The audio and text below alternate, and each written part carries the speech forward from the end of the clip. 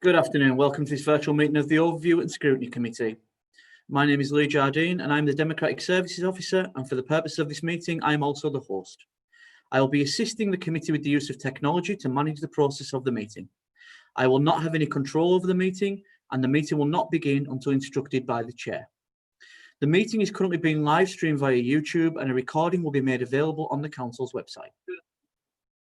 Everyone who has indicated they're joining the meeting has attended. Sorry, technical issue. And what I'll do first of all is start with introductions. So I'm going to start with the members. So if you can just respond with your name, and we will move on to the next one. So starting with Councillor Coburn.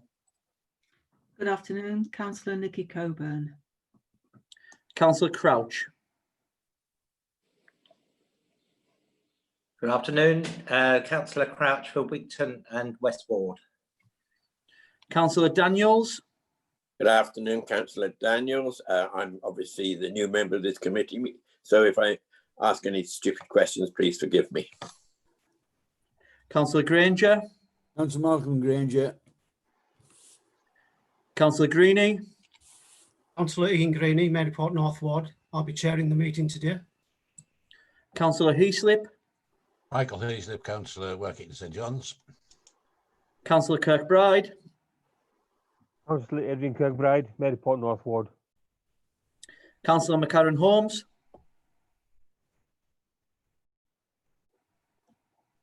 Carneen McCarran Holmes. And Councillor Fitzgerald.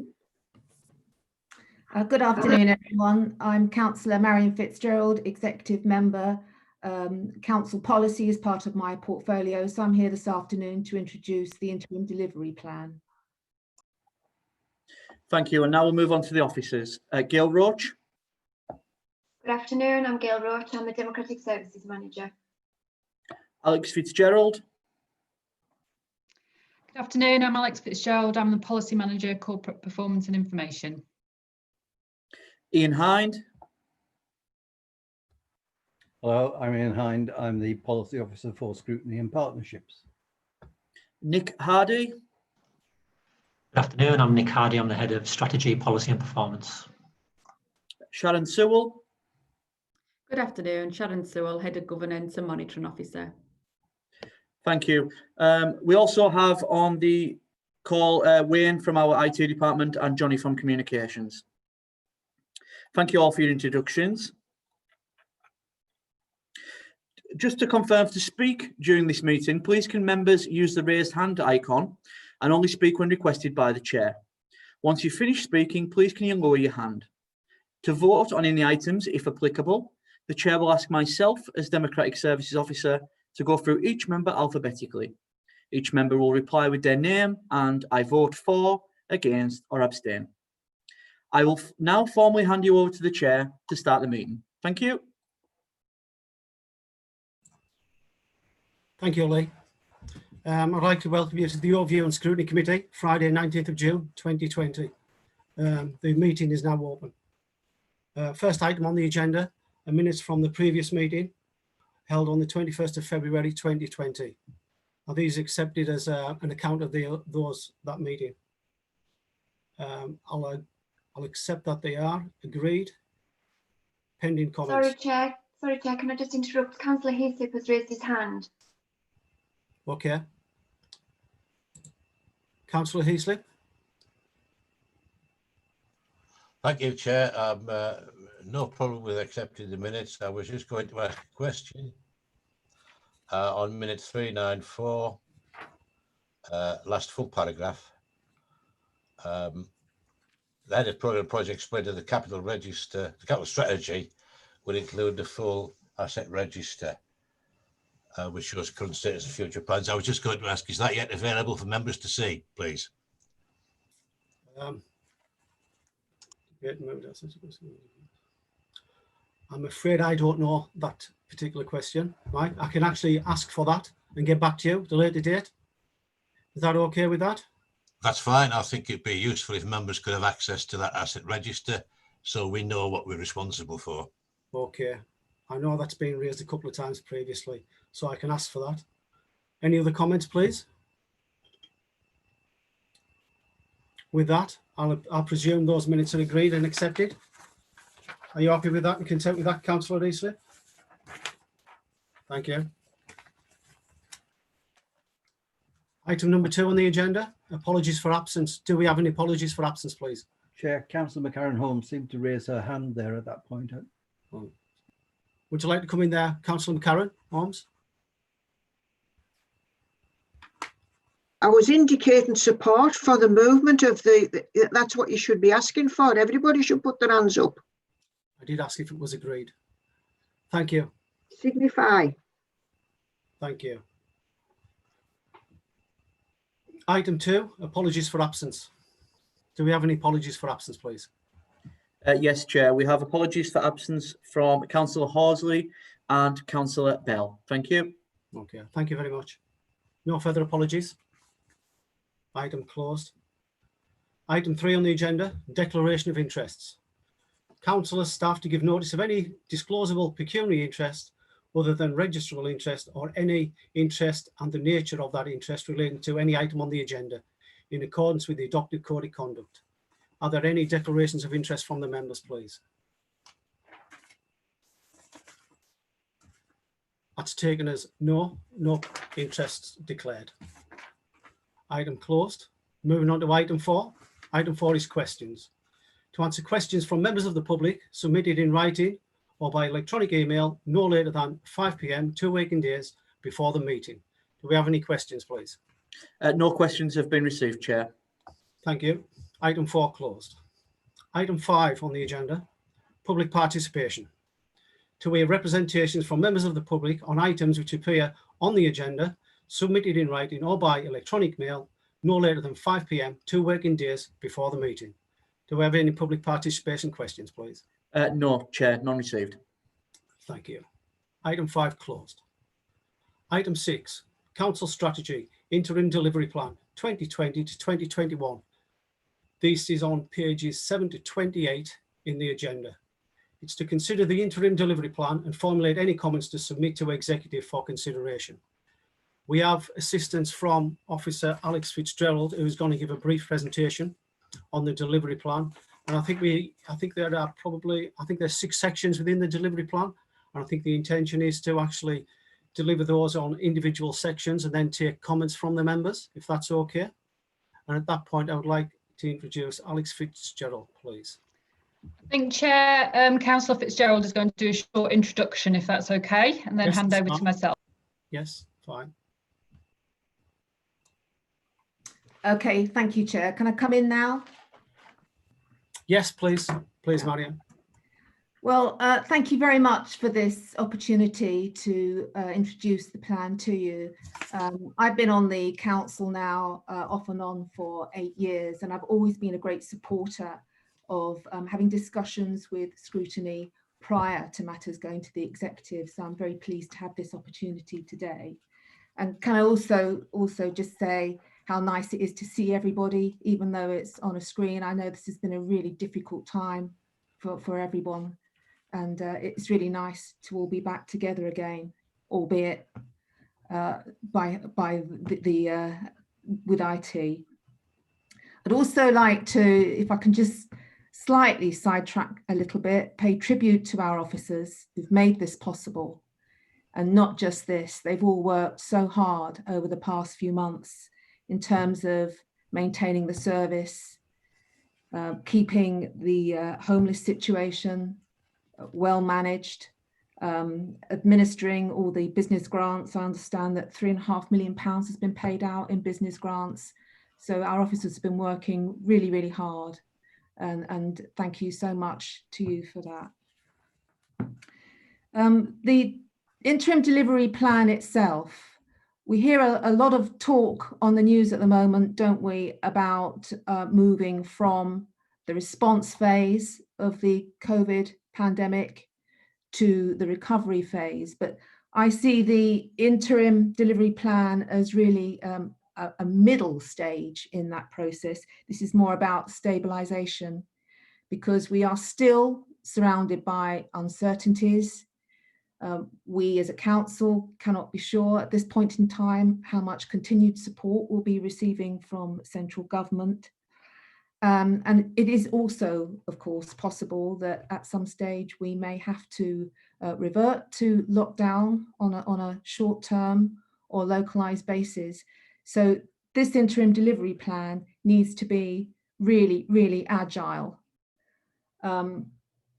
We don't know which direction we may have to jump in within the next few months. So you may find when you look at the plan that it doesn't sort of nail down particular targets that you might like to see. And that is because we need that flexibility and agility. The situation is very serious. When we have our executive meeting next week, next Wednesday, the second item on the agenda, the second main item on the agenda is the amended budget for this year. And if you haven't already seen it, I would urge you to take a look at what's in there. Because during the last couple of months, all of the council's income streams have closed down to some extent, with the suspension of business rates because businesses have had to close due to lockdown. Council tax collection 50% lower than it should be at this time of year. Very crucially, no income at all from car parks and nothing from trade waste at the very point in time when we were hoping to go out and engage more trade waste customers. So a very dire situation, perhaps not as bad as for metropolitan councils out there, because you will have heard them on the news raising very serious concerns about the debts that they see on the horizon. But we are in a position where in order to maintain a balanced budget, there may have to be £2.7 million released from general funds to cover the financial impact of COVID-19. And the impact of using that could mean that there's no cushion available to cover the already anticipated shortfall that we were going to see from 2021 to 22 onwards. So we will be having to protect our reserves, and there'll be no carryover of underspent budgets approved unless there are very special circumstances. So I just need everyone to understand how serious the situation is going forward. It's not something anybody could have anticipated. And I would say that this is not a time to be political. We really do need to pull together. So the interim plan in front of you today has to be seen against that backdrop.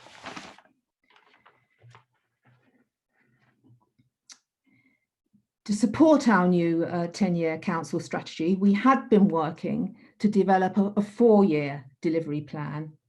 However, we're all very aware of the impact the COVID-19 pandemic has had and is still having on our communities, as well as on the council's functions and finances. It makes it very difficult to plan for the medium term at present. So in the current circumstances, with all the uncertainties that we now have, a 4-year delivery plan was not going to be appropriate or meaningful. As we build up a more detailed understanding of the impacts of the pandemic that it's had on the council already and that it will continue to have on the council as an organisation in the immediate future, we will begin to get a clearer sense of what the medium and longer term challenges look like. And that will be the time to look at a more solid medium term plan for 2021 onwards. So in the meantime, we have developed this interim delivery plan. It will take us through this next year and provide focus and structure as we move through what will be a challenging year. It's built around the council strategy so that we can keep our overall longer term strategic direction, even though our shorter term focus has needed to shift. In developing the interim delivery plan, consideration has been given to key projects and programmes planned prior to the COVID-19 pandemic, as well as new tasks driven by the pandemic and the provision of day-to-day council services. These have been considered in terms of priority and feasibility in the current climate, given the resource demands placed on council services by the pandemic response and recovery. I think it would be fair to say that whilst our strategic priorities remain important, the thriving towns and villages and the resilient community themes will be more in the spotlight over the next year as we work to support our communities and help our local economy rebuild. At the same time, though, we clearly need to make sure that our organisation is stable and our services are running as efficiently as possible. And with your permission, Chair, I'll now hand over to Alex Fitzgerald, our Policy Officer, who will talk you through the plan in a bit more detail. Thank you. Thank you. If you bear with me, I'm going to share my screen so that we can work through the draft interim delivery plan. Just bear with me a moment.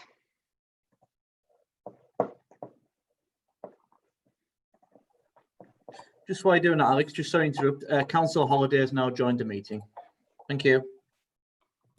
Thank you for that, Lee. Right, just bear with me a moment. Apologies. It doesn't seem to want to pick it up from my desktop for some reason. Councillor Eastleigh.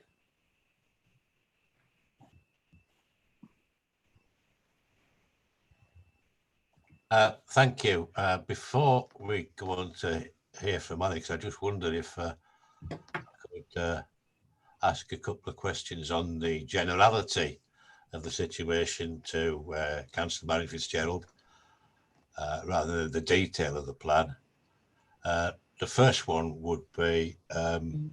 Mike, Councillor Eastleigh, can I just confirm Marion Fitzgerald is okay to accept questions on that? Is that okay, Marion? Yes. Okay, thank you. Thank you, Marion. Yeah. I think the Secretary of State for whatever it's called these days, local government and whatever else it is, said early on in the COVID crisis, don't you worry about it, local authorities, just get on and do what you need to do and we'll see you right. And maybe those aren't his exact words, but that was the implication. But I'm just hoping that together with other councils of all political persuasions and none up and down the country, that we intend to join with them and hold his feet to the fire on that. The other question, if I may, was, given I understand the importance of focusing on what's really important, I know from many years of experience that default action in any kind of situation that affects local government is to write a strategy about it. And I'm just suggesting that, you know, the last thing we really need to spend an awful lot of time doing strategies when we need to actually doing things. And if we have some strategic principles, I remember Joe Milburn, when he was council leader, used to talk about a strategic doctrine. If you've got a strategic doctrine, your principles set out, then you know what to do in response to any situation. You don't need to write a new strategy. You just get on and do it based upon the principles you've already set out. So I'm just hoping that we maybe take this opportunity to do a bit of a cull of strategies around the place and make sure that we keep things as simple as possible. Thank you, Chair. Can I come back? Chair, can I come back? Yes, sorry, I was muted there.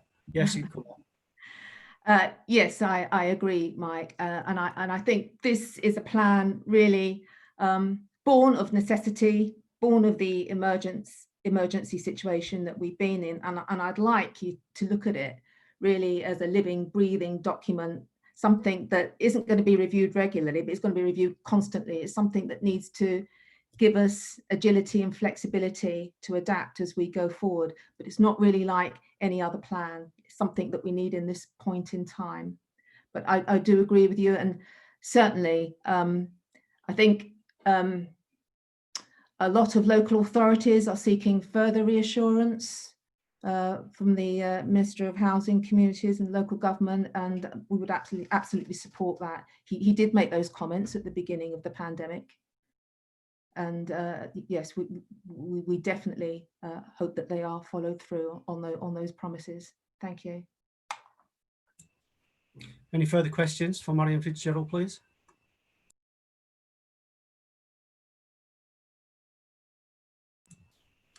Councillor Karen Holmes.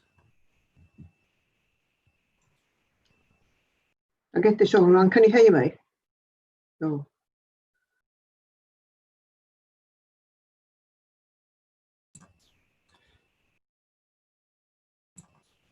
We've lost you there again, Carney. We lost you. Are you there? Can you hear me? Yes, you are now. You seem to be. Right. It's on page 15, Marion. Financially Secure Council, about the income stream reductions and the plans that are set up. The plans must be clear to have links to all aspects of the council business because of what has happened since January. And on page 19, invest to grow, to the support to small businesses. Sadly, nationally, this isn't doing as well as the government, central government expects. And I think, would you agree with me, we need to glean from other authorities the actual percentage take up of this grant.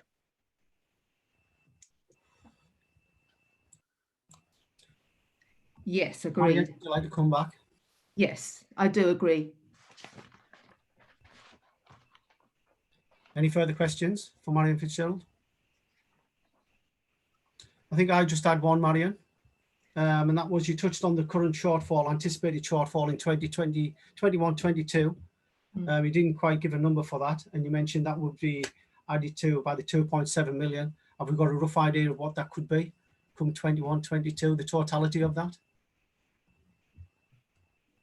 No, I can't give you that figure at the moment, Chair. But I know it was a bit off the cuff. I just thought you might have it just with the anticipated shortfall. That's all. Yeah, let me get back to you on that, Chair, if I could.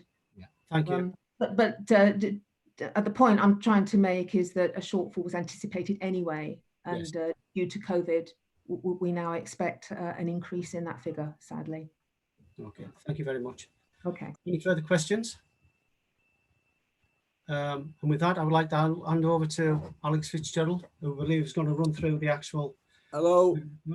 Chair, we have a question. Okay. Malcolm Granger, Councillor Granger, would you like to ask a question?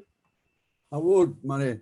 As we only agreed as full council to put forward a 1% increase in council tax, will the effects of running the council even before the pandemic for the 2020-2021 whereas will we achieve the full budget? And on page 16, I see that the rate of collection is at 97.2%. Is this figure better or worse given the present climate with pandemic? Marion, would you like to come back on that?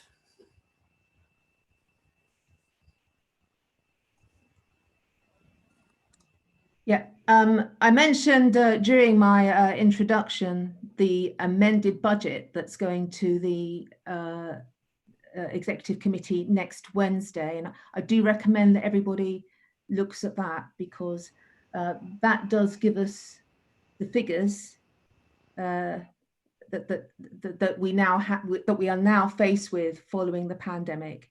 Okay. I think the answers to your questions, Malcolm, you'll find them in that document. Okay. Thank you. Thank you, Marion. Are you okay with that, Councillor Granger?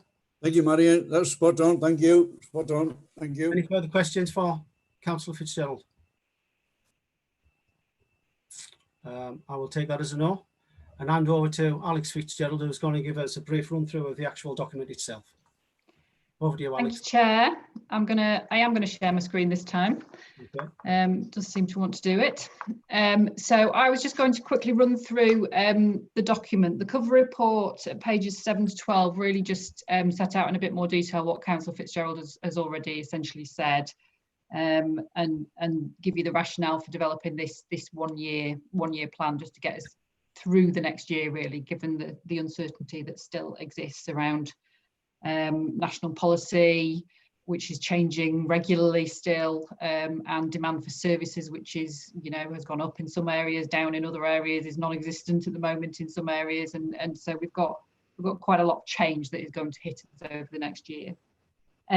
So I was just going to put on screen the actual draft delivery plan itself, and I thought if we took it theme by theme, if there were particular queries or comments from members, we could perhaps deal with those as we go through.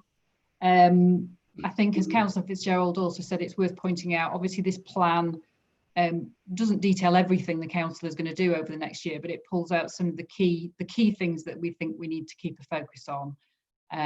And as has been said already, obviously that is a balance of things that we had intended to do before the pandemic hit, things that we now need to do, but that have been driven out of the pandemic situation, such as the delivery of business grants, hardship fund, which is a new fund coming through. And I think it would be fair to say as well, there's probably more on day-to-day services in this delivery plan than you might normally see in this kind of high-level delivery plan, and that's purely because over the next year we will have a lot of change in a lot of our day-to-day services, and it's, we have some that are completely stopped at the moment, and so things like leisure centres are shut still, although may reopen soon, I think. And we have other services that have had to cease, whilst others have seen an increased demand, or we may yet see more demand for things around council tax reduction scheme, for example, further into the year. So if I just work through this and take it theme by theme, and just pause and see if there are any questions or comments as we go through.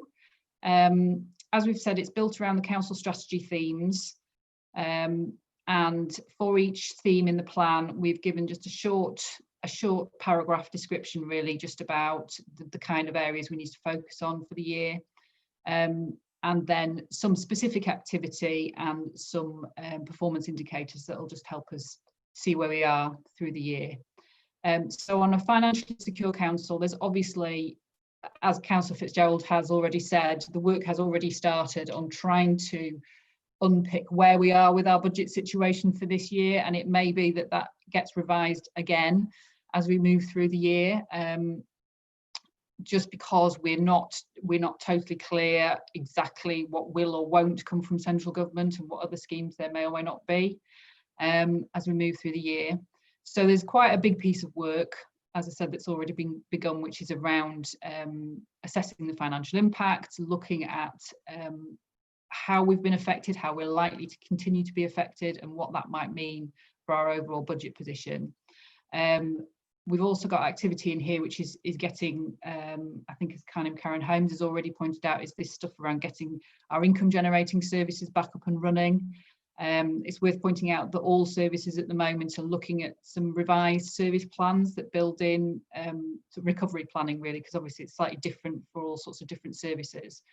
But it will be important for us to start getting those income streams back up and running.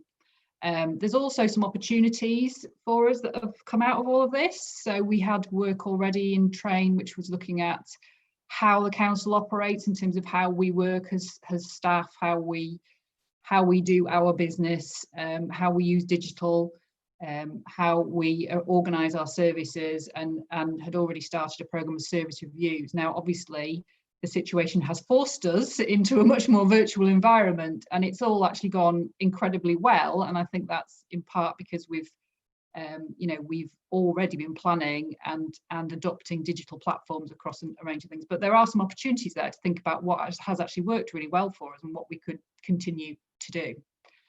And as I said, there are some performance indicators there which are around looking at our budget position, really, and looking at what's coming in from certain of our income generating services and from income streams such as NNDR and council tax, which will obviously be affected for this year, certainly. If I pause there, Chair, and see if there are any comments on that section.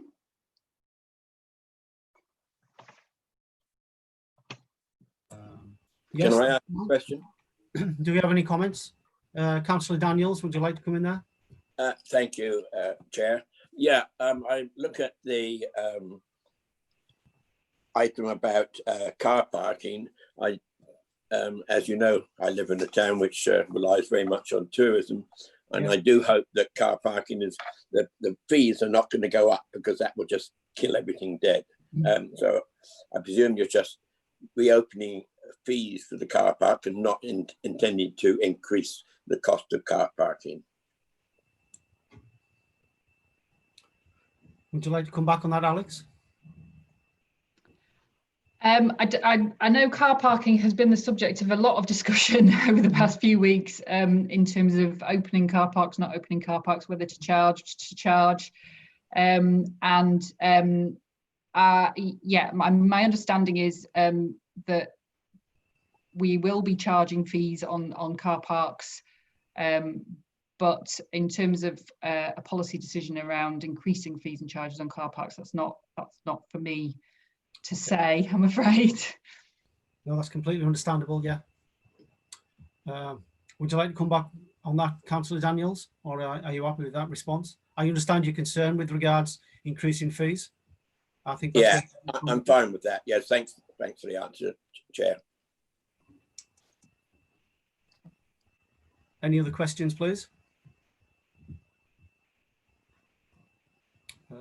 I have one, Alex, if you don't mind. I was looking at the targets, and there didn't seem a baseline associated with any of the targets to give us an understanding whether we're actually improving or what percentage of improvement we have. I was just thinking, is that something we could include in there? I know it's a bit short notice. I think it was just to give a baseline figure, really. Alex, are you there?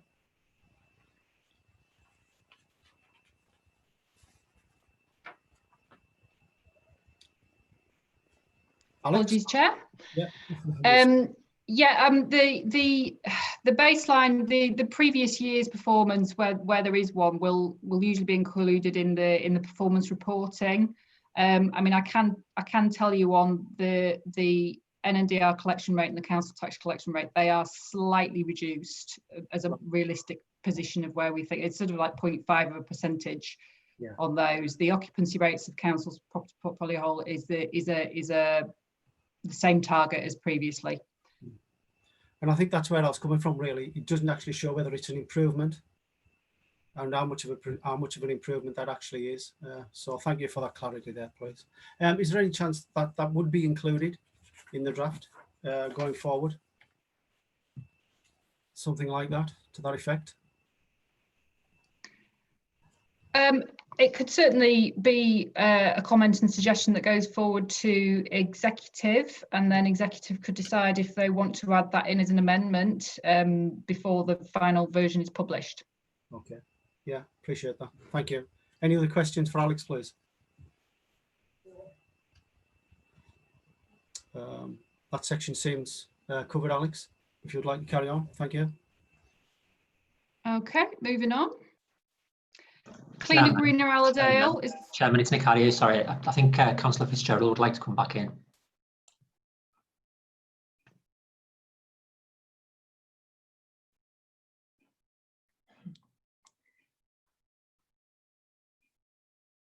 Can you hear me, Chair?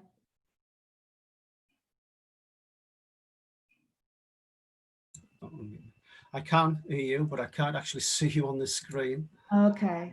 Yeah, but yeah, feel free to just come to back say in. that so far as I'm aware, there is no decision about to be taken on an increase in car parking charges, to reassure the councillor there. Okay, thank you for that, Marion. Nothing on the horizon that I know of. Thank you. Thank you for that.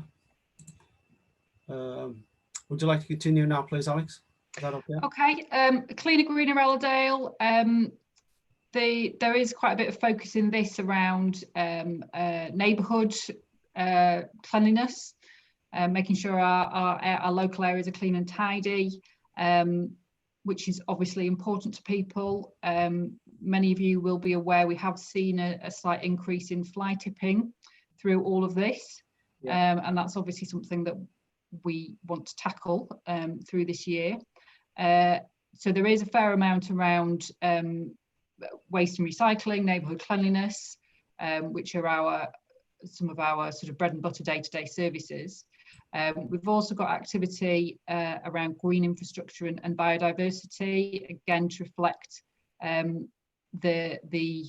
the importance of those, but also I think the increasing awareness of our open spaces and green areas that people have now got, you know, having been allowed out of the house only once a day for exercise. I think it's taken on a new meaning for some people.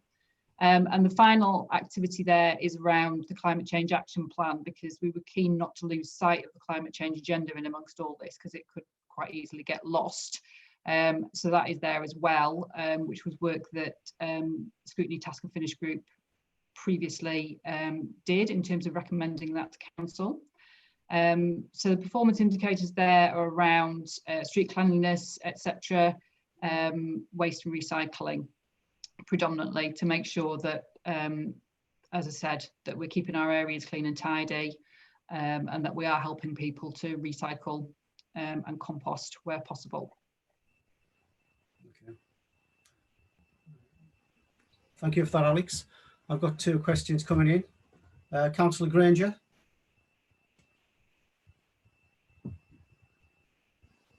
Thank you, Mr. Chairman. Alex, as the problem with fly tipping and all that, has it got any better since the county council opened their collection areas?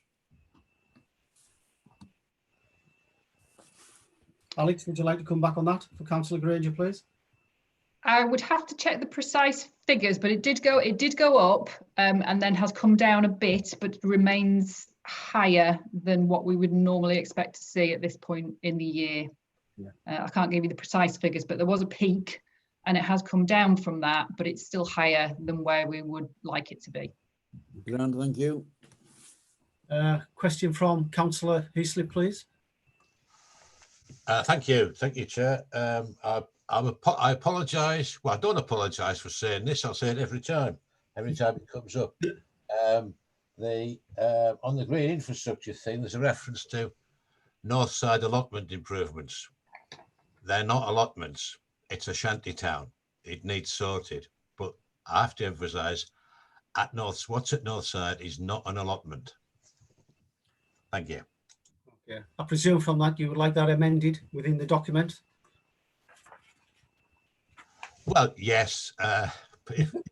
If they just said improvements to the land at north side next to Siddick Pond, that would be great, because what we've got at the moment is some plots of land that are actually polluting Siddick Pond and damaging the environment because of the activities that have been permitted to go on there over the years, and we didn't go into whether it was the borough council or the town council responsible for that, but the activities have been permitted to go on there over the years have resulted in the pollution of an important site, important nature site, and it needs cleared up. And to call that site allotments is, I think, a misuse of the term allotments. Okay, thank you, Councillor Heaslip. Councillor Daniels, question, please. Thank you, Chair. I'm pretty concerned with the percentage of waste being recycled at being only 36%. Have we got an actual strategy plan to educate the public better? I know that during COVID we increased single use of plastics and single use coffee cups are back in style, but I think we really need to make a push, quite a lot of advertising to prevent this from becoming a habit for people again, because we were doing quite well, and I would like to see us do a lot better than 36%. So what I'm asking is, do we have a specific strategy to educate the public? Okay, thank you, Councillor Daniels. I think that touches on something that I said previously about giving a baseline figure to give an appreciation amongst councillors what that 36% means. is it an increase in efficiency or a reduction? But it's something that we'll take that comment on board, I think, Councillor Daniels, if that's okay. Would you like to come back at that? You're fine? No, I'm fine with that. Thanks. Thank you. Councillor Crouch, question, please. Yes. Are we making any convictions on fly tipping? As if this would be a deterrent, possibly? Alex, do you have any information on that? Colleagues may have more detail. I know we have prosecuted. They are. My understanding is that prosecutions for fly tipping are difficult, and they are not numerous. But we have had some successful prosecutions, and will continue to pursue those. But colleagues may have actual numbers available to them. Okay. Would you like to come back to that, Councillor Crouch? Are you happy with No, that? that's fine. Thank you. Thank you. Any further questions on that section? Sharon Sewell, would you like to come in there? No? Thank you, Chair. It was just to add to what Alex has said. We can get further information, but also just to let members know that we have started a project on reducing fly tipping and really looking at hotspots. So we've got a cross-organisation project going on that, and we will obviously update you as to how that goes. Thank you. Okay. Thank you for that, Sharon. Alex, I don't think there's any further questions on that section. Would you like to continue, please? Thank you, Chair. So moving on, the Invest Grow section, which I should say is quite linked to the Thriving Towns and Villages section. So there is a bit of a sort of cross flow between these in terms of supporting businesses more broadly. This one in particular focuses on some of those schemes, regeneration schemes and development schemes, such as the ones around business units at Reedlands Road, Lily Hall development, the Low and Derwent Valley Regeneration Scheme, as well as including the development of what is called the economic growth strategy, which is a replacement for the previous one, which will build in recovery activity in terms of how we can rethink the local economy and help rebuild. We've also added in the activity to continue to deliver those national programmes of support grants to businesses, which is one of those new activities driven by the pandemic that teams have been working on there. This section is probably more project based than sort of performance indicator based, so there's not a huge amount of indicators in here because the sort of the progress will be drawn from the achievement of those projects. But we are obviously tracking the amount of money that goes out to businesses and looking here at major planning application processing times to help support the process of those larger applications going through to help boost the economy. Okay, thank you for that, Alex. A question coming in from Councillor Holiday. Would you like to ask your question, please, Joe? Yeah, it's about the last thing there, the 90% target for a big major scheme. Surely a target should be 100%. Acceptable 90% possible, but the target's got to be 100% surely. Alex, would you like to come back with that as a target? It's always a difficult one with targets in terms of where to set them so that I mean, you're right, we should be aiming for 100%, but 100% isn't always entirely realistic, and the government asks us to achieve over a certain level in order to be considered to be performing reasonably well. The issue, my understanding is the issue with major planning applications is, again, as we don't get a huge number of them, that percentage can be quite affected by a delay in any one. And we do hit 100% on many months of the year. But if we get a delay on one, it can affect that. And so 90% is a more realistic pitching of where we'd like to be over the entire year. But I do take the point that we obviously would always aim to get them all through. Yeah. Are you happy with that response, Joe? Would I you think like? it should be down as an acceptable figure rather than a target, that's all. Okay, point taken, Joe. Yes. Question coming in off Councillor Daniels, please.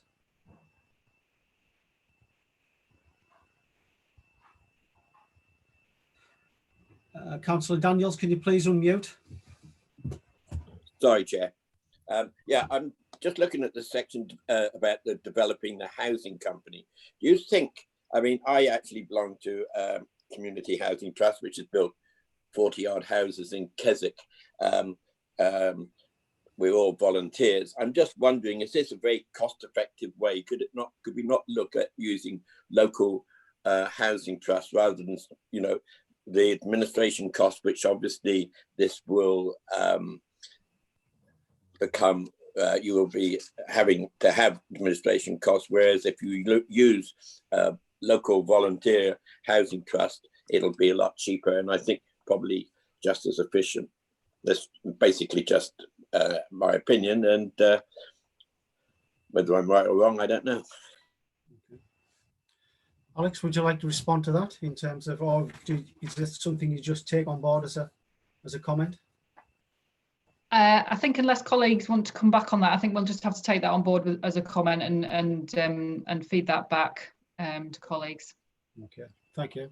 We'll certainly take it away, Chairman. I think one of the reasons is that we don't necessarily have that coverage of those community trusts right across the borough. Yeah. I think also, Chair, just to assist, we can send round the executive report on setting up the housing company, which sets out all the benefits and all the things considered, so members can have a look at that and then see if they have any further questions. Yeah, I think that would be useful, Sharon. Thank you. Yeah. Any further questions? Councillor Daniels, you want to come back on that? Could you please? Yeah, this is for, thank you, Chair. This is for Sharon. Would you include the administrative costs on that, please, as well, so we know that it is actually cost effective? Thank you. Is that okay for you, Sharon, there? Yeah? Yeah. Thank you. Don't think you have any further questions on that section, Alex. If you'd like to continue, thank you. Okay, thank you, Chair. Outstanding local services is the next section, and this links quite heavily to the financially secure section. Again, there are some duplicate projects in here because they really refer to both.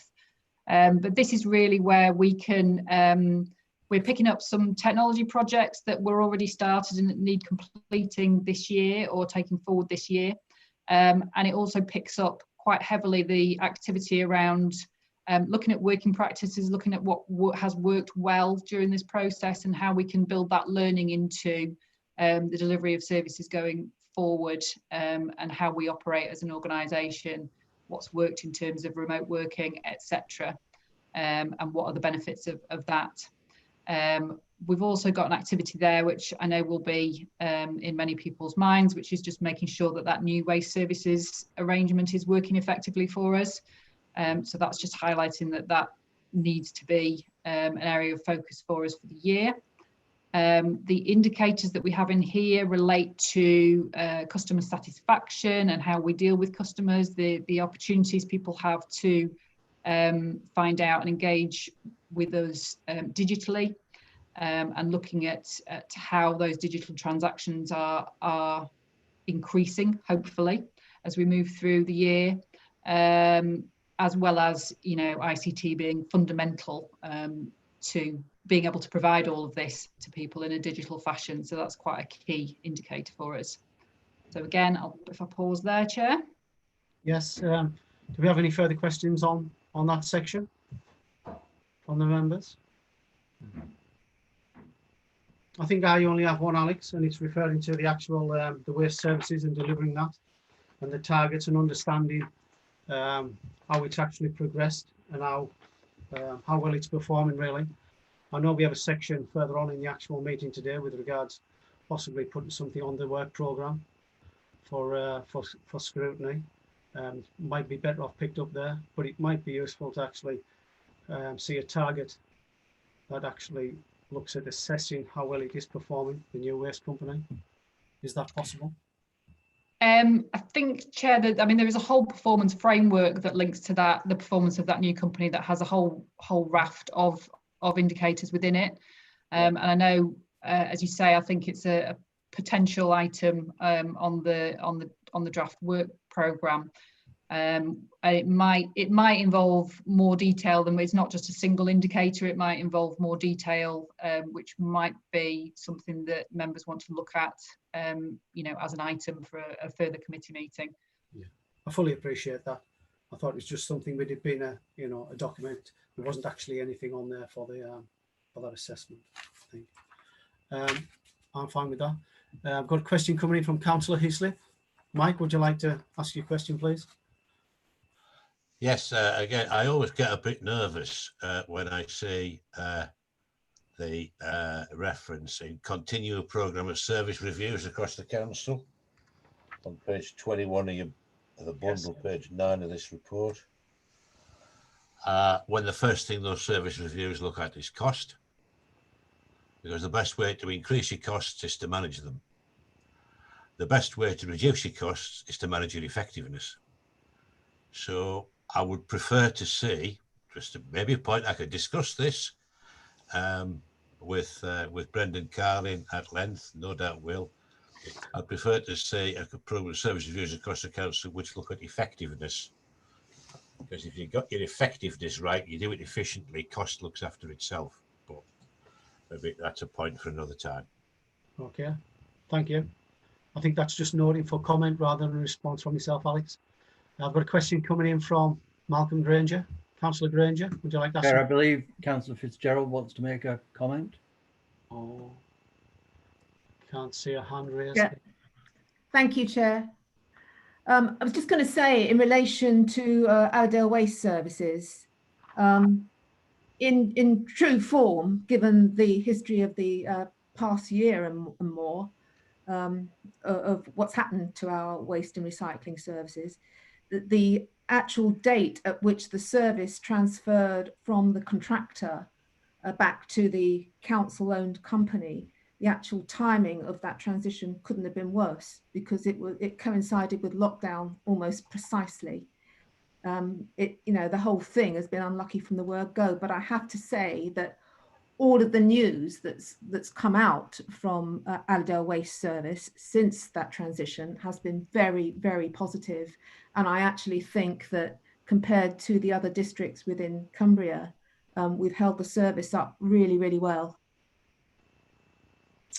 Thank you for that, Marion. Bringing back the garden waste as soon as we did. So I think it's been thankfully a good news story. Okay. Thank you, Marion. Marion, could you do me a favour? Could you just check your raised hand function, because I didn't see it on the screen, please? Still haven't got a visual on that. We can check that in the interim, I think. Moving on. Councillor Granger, you have a question, please? Malcolm?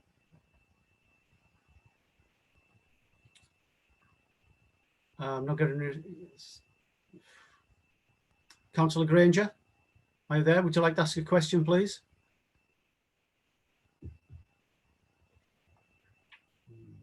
I'm not getting a response from Councillor Granger. He's gone. Okay. I presume there's no further questions. If you'd like to move on then, Alex, please. Thank you, Chair. We are getting there. We are getting there, yeah. Penultimate section.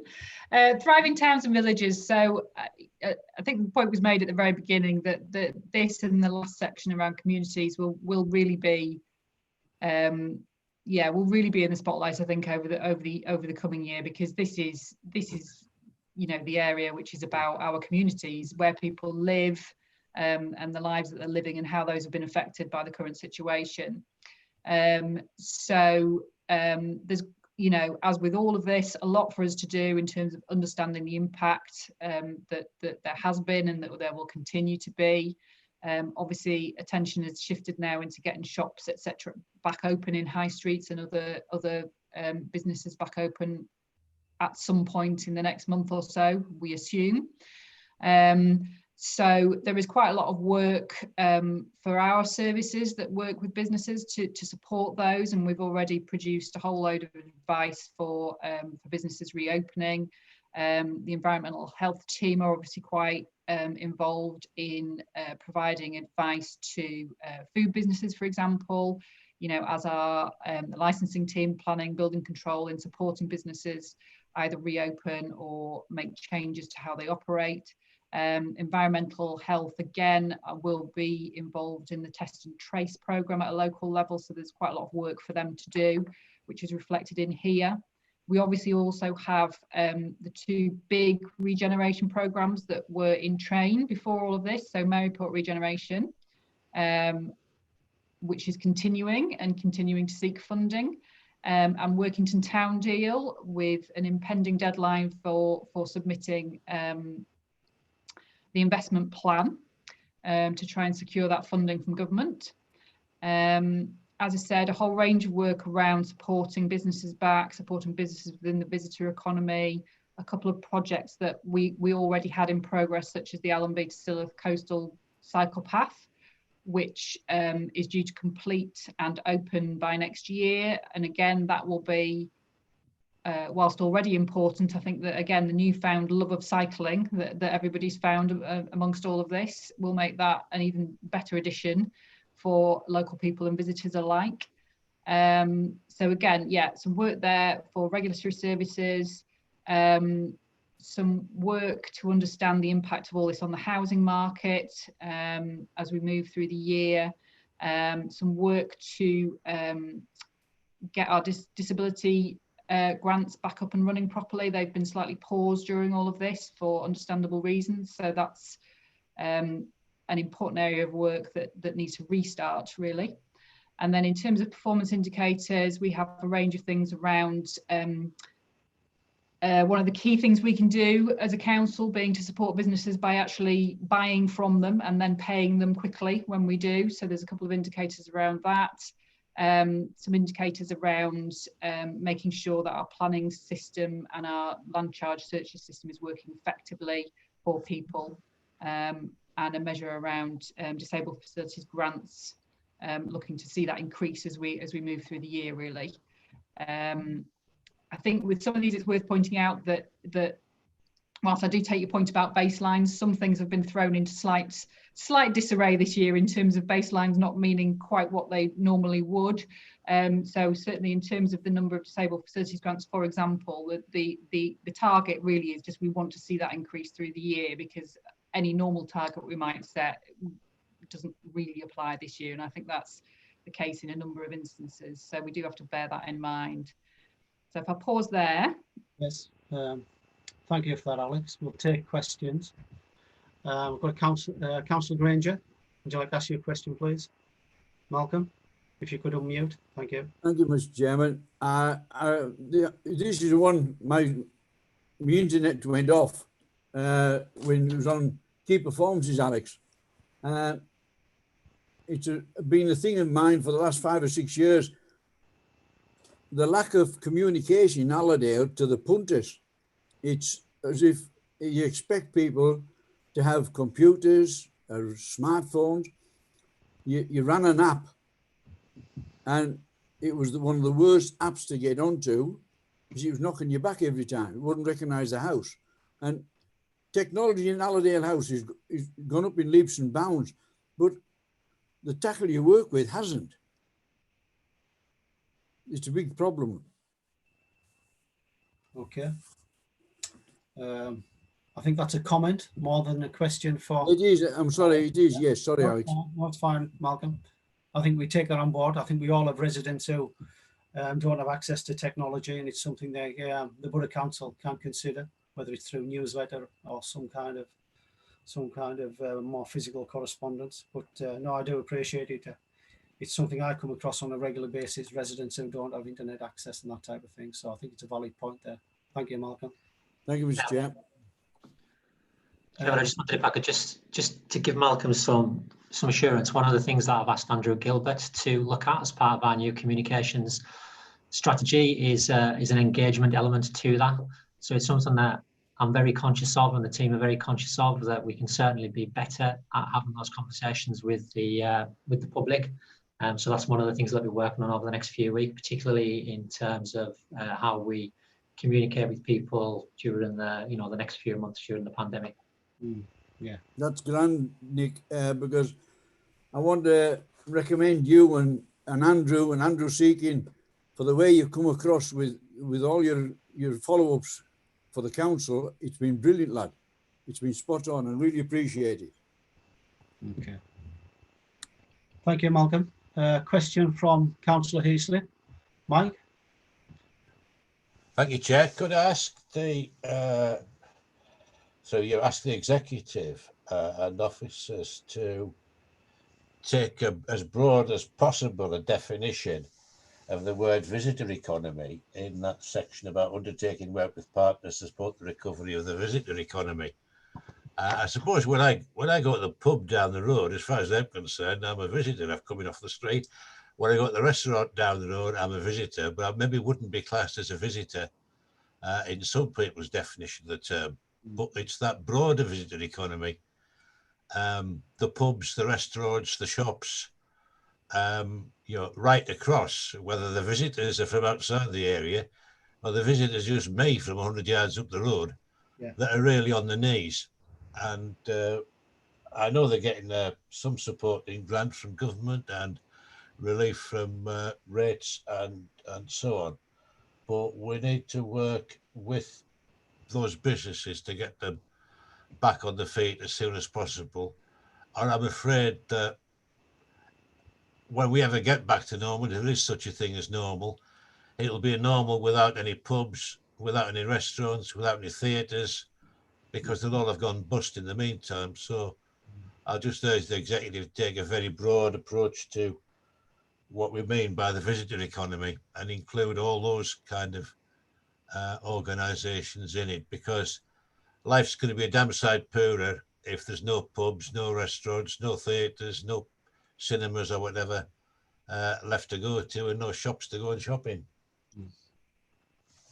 Thank you. That's a fair comment, Mike. I presume that's just taken for comment and noting by the executive. Do we have any further questions? None taken.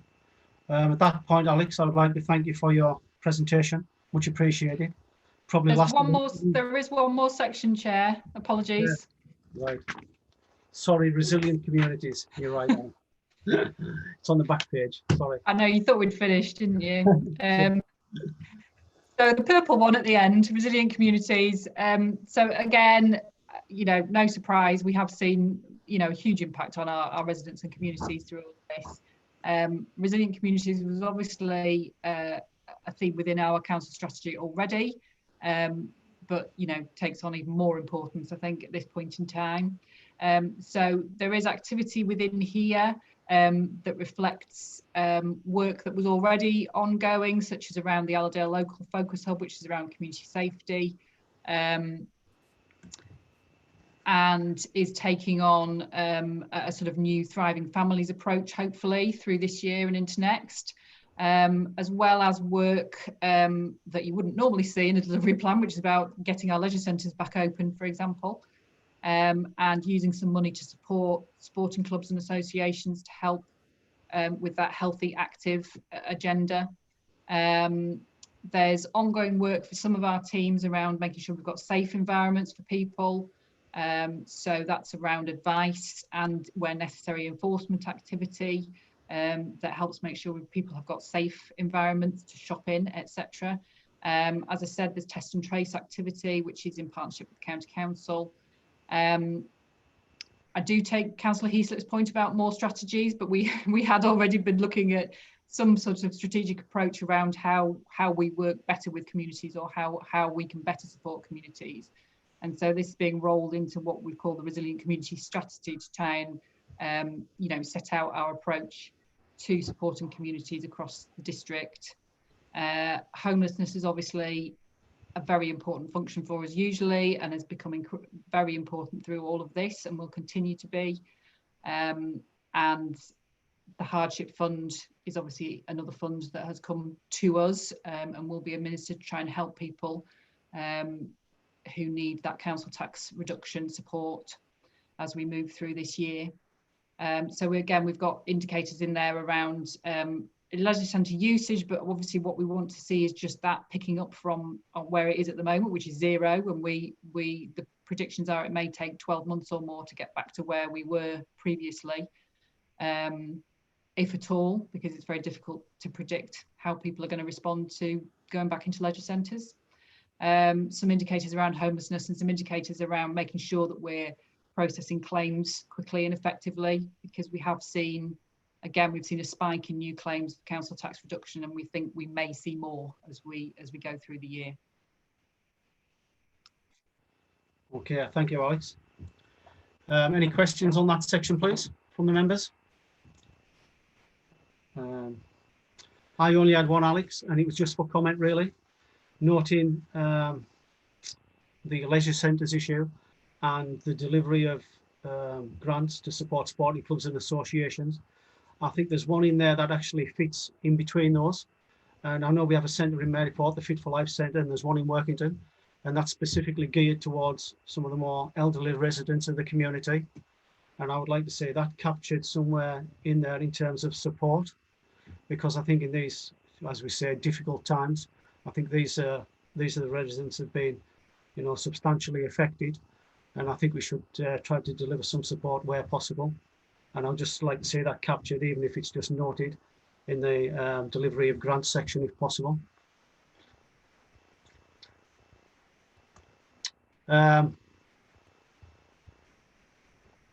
Councillor Daniels, would you like to come in with a question? Thank you, Chair. I'm just looking at the homeless strategy. I'm just wondering, and I know this might be off piste a bit, but from time to time we get people of the roads, they call them, and I'm sorry. I wonder, do we actually have an emergency shelter anywhere in Allerdale that I can refer them to? Would one of the officers like to come back on that for Councillor Daniels? I can take it outside the meeting, Councillor Daniels, and ask of the officers outside the meeting. Probably okay, thanks. If that's okay. We certainly struggle with Councillor Daniels wants to contact me outside the meeting. I can tell him which department and who to speak to about those issues. Okay, thank you for that, Nick. Appreciate that. Councillor Fitzgerald, would you like to come in? Thank you, Chair. On homelessness, I was just going to add as a detail that when the government pronouncement was made that all homeless people should be accommodated, the council did manage to find a place for every single person who came forward, despite the fact that a number of new people presented themselves who hadn't made themselves acquainted with the council before. So that was 100% effective. And I do know, because I'm in constant communication with them, that the team continue to be very busy, but that they are managing the situation extremely well. I'll take this opportunity to say, because I don't know whether any further questions coming on afterwards, just to thank you all very much for your thoughts and your contributions to this discussion, and I will take them to the executive next Wednesday. So thank you very much for your contribution. Thank you, Maria. Do we have any further questions?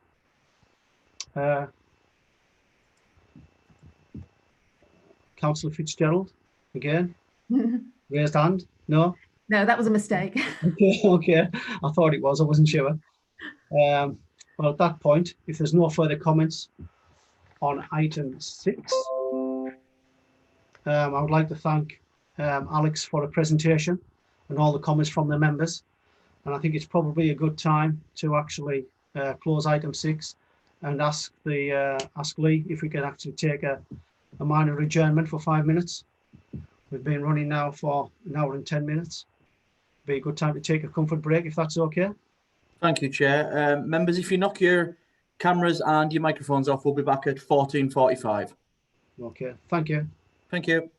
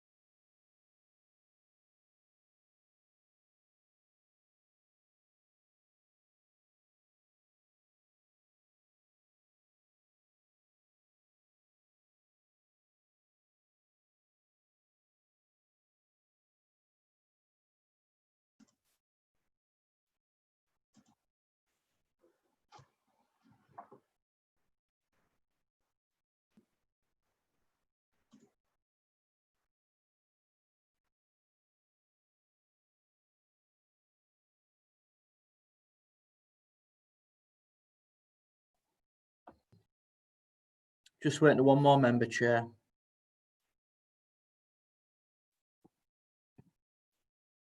I have a feeling she might be there, but because the screen's turned off, I think I heard the microphone make a noise. Hello? Hello, Connie. Yes, we were just waiting for you. Your video isn't on. Sorry, I had an urgent visit to the bathroom. Okay. Could you turn your video on now? Yeah. Yeah. Thank you. We're all back, Chair. Thank you. Okay. Are we okay to resume, Lee? Have we gone Yes, back? Chair. Yes, Chair. We're all back. Okay. Thank you very much. We can now resume the meeting. I would first of all like to thank Alex for the patience there. It was a lot longer than expected, I think, but I think it was very useful for the members. I appreciate that, Alex. Thank you very much for the presentation. And with that, item 6 was closed. Moving on to item 7, the proposed work programme 2020 to 2021. And this can be found on pages 29 to 42. This item is to consider the proposed items for the committee's work programme 2020 to 2021 and select items for inclusion.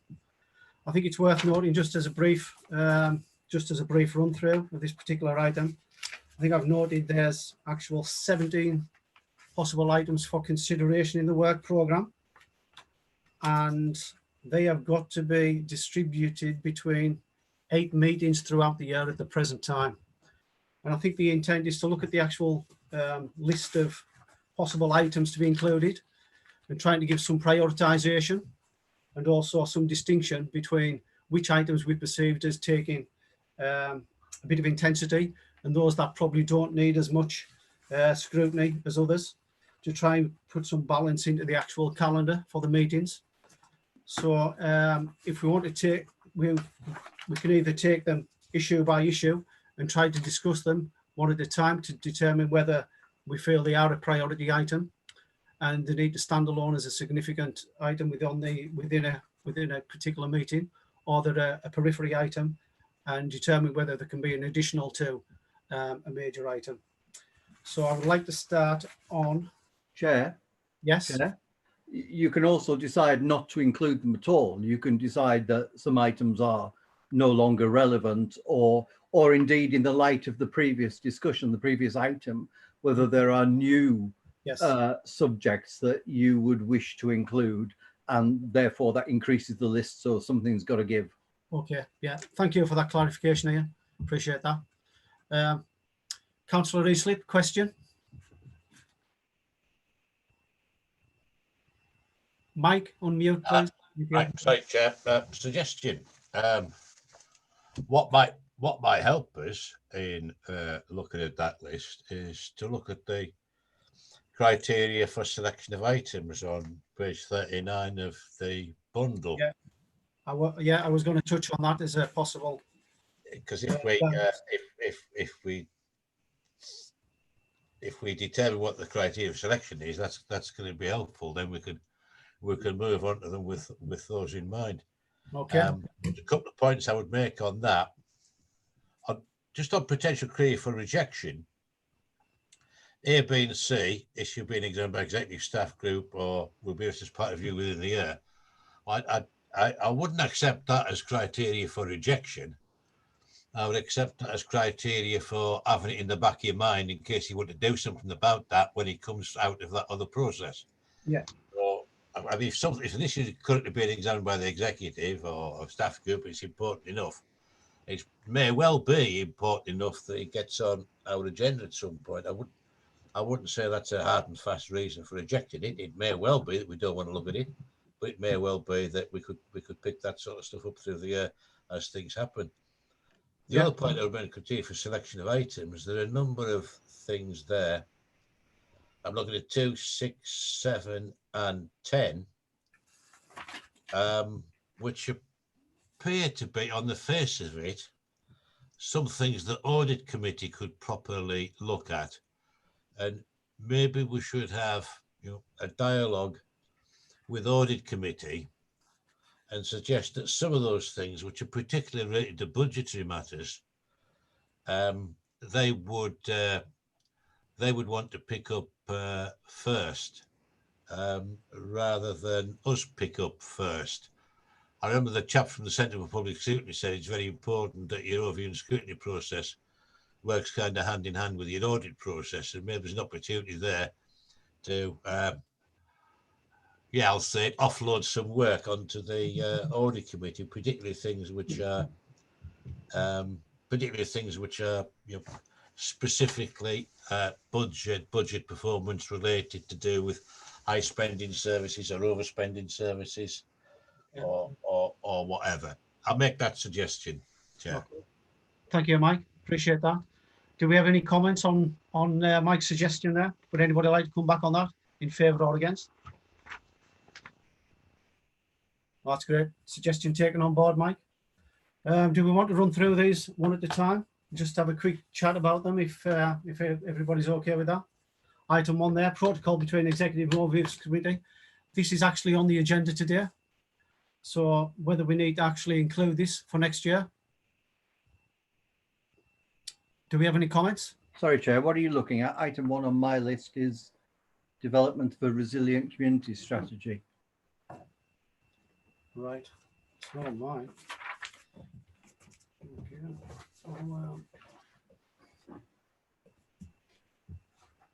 Page 33. Oh, it isn't page 33 on mine. Just check another copy.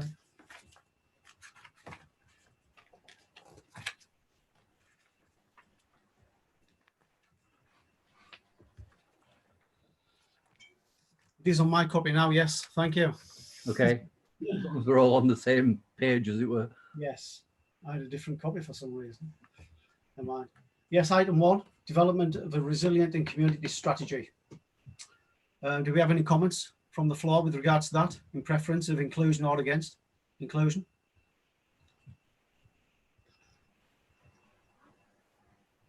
I think that there are possibly some nods, but I'm not sure. I'm not sure if they're in favour or against. There's no particular. Oh, Councillor Heaslip. I was just thought you were asking for indications of who thought it should be on the agenda. Then Yes, I think it should. Yes. I think it should actually, but I don't think it's one for. I suspect it's not one for task and finish group. I think it's one for an officer report on the development of the strategy and opportunity to make comment on it. Yeah, fair comment. Yeah. Any other comments, please? Can you take that comment on board, please, Ian? Yeah, I think I saw Councillor McCarran Holmes put out hand. No, change mind. Okay. No, I haven't seen any. No.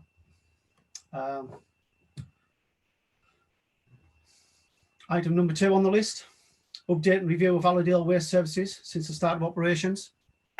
I think given what Councillor Fitzgerald noted before, it is one of our key work streams at the moment in the council. Obviously, it's carrying a well, should we suggest risk at the moment, but I think it's something that we do need to keep on the actual. Councillor Heaslip again. So, Chair, this is an example of what I meant about audit committee. I don't think there's a policy development role here for us. I mean, I think the policy of having an Allerdale Waste Services and operate in-house as a council service is agreed, straightforward, no dispute there.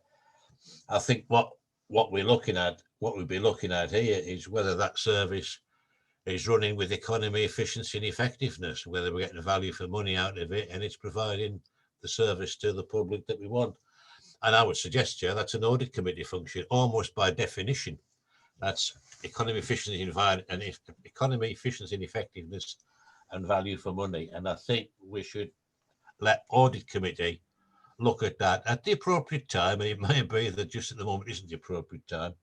And if a policy issue emerges out of that, then it's something overview and scrutiny pick up. But I don't think we should just be doing value for money reviews, because that's the audit committee's job.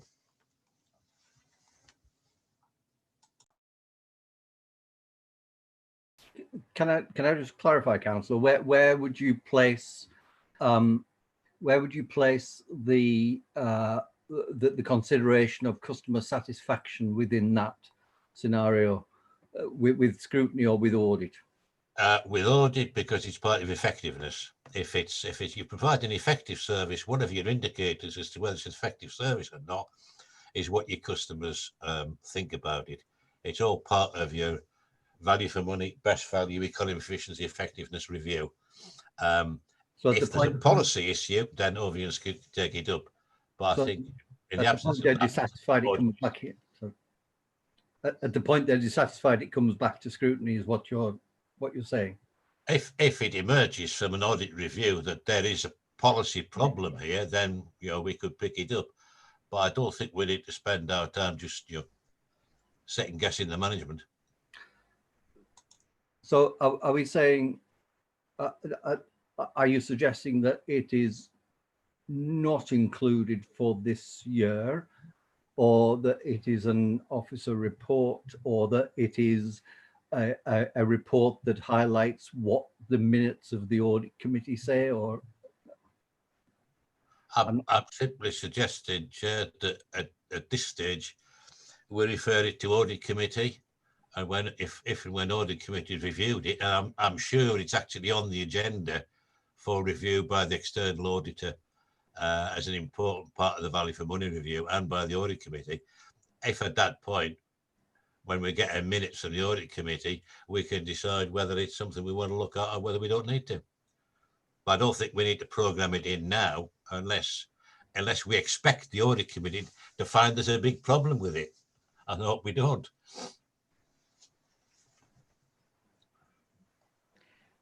I think, Chair, if I can just jump in there, I think it's worth pointing out as well that Overview and Scrutiny Committee, as part of the normal performance reporting that we do for yourselves and for Executive, will get some indicators as part of that interim delivery plan reporting back around the waste and recycling figures, and missed bins have been added into there as well. So there's an indicator around complaints, etc. So there will be some indicators there that Overview and Scrutiny can pick up on if there do seem to be particular customer issues relating to that. If I may come back on that, Chair, that's exactly the point. I think if we see something in the normal performance reports that causes us to have a concern about whether our policy has been implemented properly or not, then we can raise it. But I don't think we should just I don't think we should be putting the flowers out of the ground just to see whether they're growing or not. Let them get on with it. If there's a problem, we can pick it up.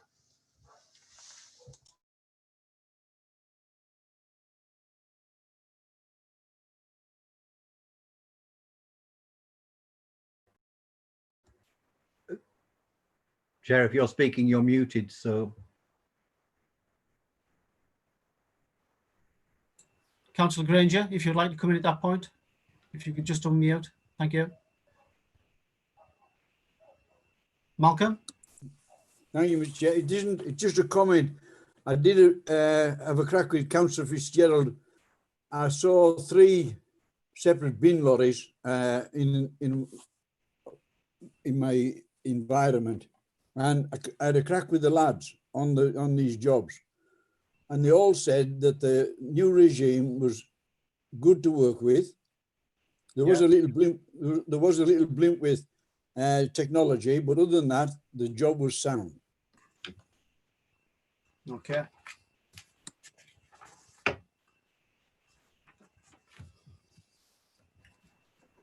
We'll take that as watch this space then, shall we, Ian, in terms of wait for the reports to come through? Well, at the moment, yes, I think at the moment, what we're saying is that we will take that item out of the timetabling, and if something transpires, then it can be put back in.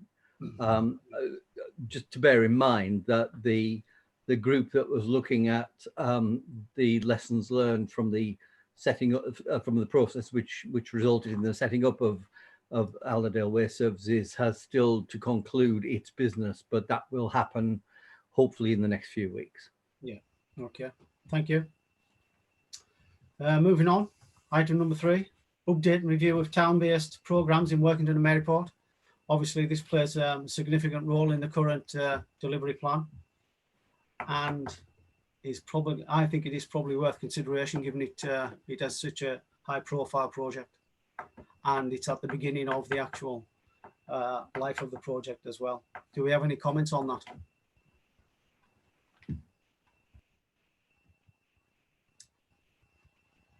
No comments coming in, either for or against inclusion on the actual agenda.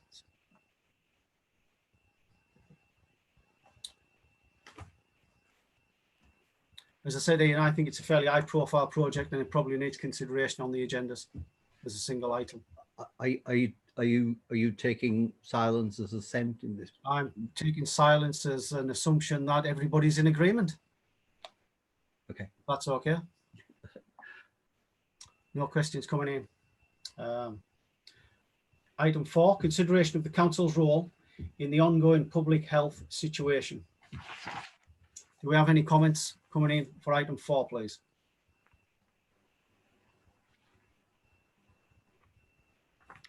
Councillor McCarran-Holmes. Carney, would you like to come in there, please? Yes, I think that items 4, 5 and 6, there is clear and substantive links in these three, if you look at them. Yes. I believe it's intrinsic, the recovery, the test and trace, and the financial aspects to back these up. They're all interlinked very, very clearly and substantially. Yeah. And I don't think it needs to be separated. I think for the essence of moving forward in a positive way, that they should be lumped together. Yeah, I appreciate that. I think it's comments that we've had across the board, really, and it's getting that continuity and consistency. And if items need to be grouped together, I think that's a fair comment. Is that something we can look at, Ian, in terms of grouping them together? Absolutely. I mean, if anybody has any suggestions at this point of the way in which, you know, are they taken as an item, as one item that that has 3 separate sections? Do you want to look at them as different topics, but in one, I suppose, in one stream of thought, as it were, whether that's through a task and finish group or whether it is through the committee? We can come to that later, but if anybody has a particular comment at this point, it might just be useful to make that. I will just say that they're down as separate items because they were suggested as separate items. I suppose on the basis that as Councillor McCarran-Holmes has suggested, that they may be taken together, but somebody may have said, no, I want to keep that one separate. So, yeah. But the committee can do what it wishes with them. Yeah, I think in essence, what would you like to come back on that, Carney, please? Yes. Could you just unmute, please, Carney? You're still muted. Right, can you hear me now? Yes, we can, yes. Right. I think that the broad title of recovery is the main thing, and what feeds into absolute recovery is the test and trace, and the effectiveness of test and trace leads into recovery, and it also leads in a way as an offshoot into economic regeneration of an area as well, because it has had a downturn on that, but that's a side issue. But there are financial aspects to test and trace, and there are financial aspect to recovery. And I thought that the whole 3 of those could be embodied in one. Yeah. And therefore, I think it was a time saver, and I think it would aid the officers as well. Yeah, yeah, I think that's fair comment, Carney. There isn't any reason why they can't be segregated within one entity. And I think that's probably a good way forward. Councillor Granger, you would like to come with a question or comment, please? I completely agree with Councillor McCarran-Holmes. She's got that one spot on. You leave them all 3 together, and we'll either before or after the pandemic we'll come on. Thank you. And I think I saw Councillor Heath with a thumb up, so I think that meant he agrees. And Councillor Crouch. Okay. And Councillor Daniels. This is a new way of voting. You've still got your hand there raised, Malcolm. Councillor Granger. do you still want to come back in, or are you okay? Fine, thank you. Chair, can I just come in a moment, please? Lee? Yeah, it's just to let you know that Councillor Coburn has left the meeting. She has notified me. Thank you. Okay, thank you. Chairman, so just in terms of 4, 5 and 6 then, yes. Are you looking for us to bring a summary paper to a future meeting of scrutiny that highlights what some of the issues are against these 3 topic areas within a single paper, and then you can determine whether or not there's anything that warrants further investigation from scrutiny? Yeah, I think that would be useful, because then it'll give us an insight in terms of the degree of intensity that we need to apply to any specific area. That would be really useful, I think, Nick. Yep, okay, we'll do that. Okay, appreciate that, thank you. Do we have any other comments on that? No comments. Thank you for that, Carney. Much appreciated. Item 7, review of the overview and scrutiny section of the Constitution. I know we have a Constitution working group, but this was just to give scrutiny an opportunity to look at how it actually applies itself within the actual Constitution itself. I think there's been a couple of instances whereby it's been perceived to be possibly out of date to a certain extent. Do we have any comments on that?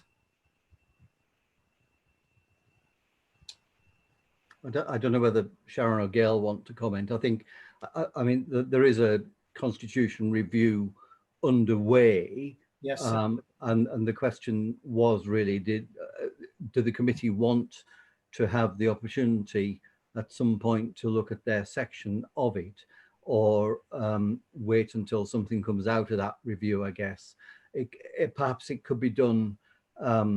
Perhaps it could be done informally at first and brought to the committee for approval to be submitted to that group. I'm just thinking off the top of my head here, so maybe Sharon will want to comment. I think the issue that has emerged that is perhaps not as well defined in the current constitution as might be useful is the aspect of the committee's role in calling, and that's been the area where there have been some questions over the past few months. Yeah. Okay. Thank you, Chair. Yeah, obviously we are reviewing the Constitution at the moment, and we have got a group, a cross-party group that's involved in that. So I would suggest, because we've also had, if you remember, the governance review, which Council asked the Constitution Review Group to look at also. So I would suggest that once we've had a meeting and looked at all the considerations, that then we do a briefing note for scrutiny. And obviously I would welcome scrutiny's involvement in that, not just for us to say what that looks like, but for scrutiny to be involved in that. But at this moment in time, a lot of the work will be done in the review group, and we can go through the chair first and then through the scrutiny committee if required. Yeah, that makes sense. Councillor Granger, you would like to come in with a question or comment? It's a question to Gail. Gail, will this come in the members' development remit? Exactly the same or not? No, I wouldn't have thought so, Malcolm, but there may be elements that we can pick up depending on the outcome of those. Right, thank you. Do we have any further comments on that? Is that an agreed way forward? I'll take no responses, yes. Thank you for that, Sharon. Moving on to point 8, development of a new housing strategy. I think Councillor Daniels touched on this previously in terms of probably wanting a better understanding of it. I can see Carney wanting to come in. Carney, would you like to come in at that point? Thank you. This week, many of you will be already aware that government is fast-tracking new housing developments, which they ally to COVID-19 recovery. There are obvious impacts on planning permissions, which in turn impact on other service areas within the council, such as building control, development control. Now, you've put a date for a report of late 2020. and I think that that's an ideal date, because we'll have, by that time, we're now June, in 6 months' time, we will have some idea about the impact on this council. I wonder about how the government intends to fast track these through, and I have some concerns about developers, how they will interpret this. So I think it's an ideal time of December, but no later than December. Okay, thank you for that, Carney. Do we have any other comments?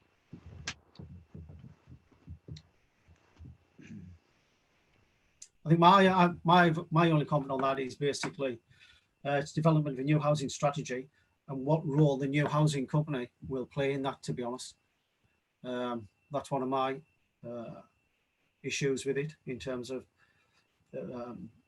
do we need to actually assess that in terms of a new policy and how that housing company will operate, as well as the housing strategy. And that's the only comment I have on that. I don't know how other people feel about it in terms of possibly keeping it on the agenda.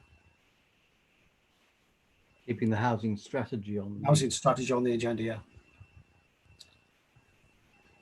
I'll take no response as a yes. No, Ian, sorry, I should have put my hand up. Okay. The biggest problem with this, it kind of says fast tracking this, is the developers that've got either affordable houses or first time buyers. It's two completely different things. Until the government put those in order, in perspective, we're wasting our time. In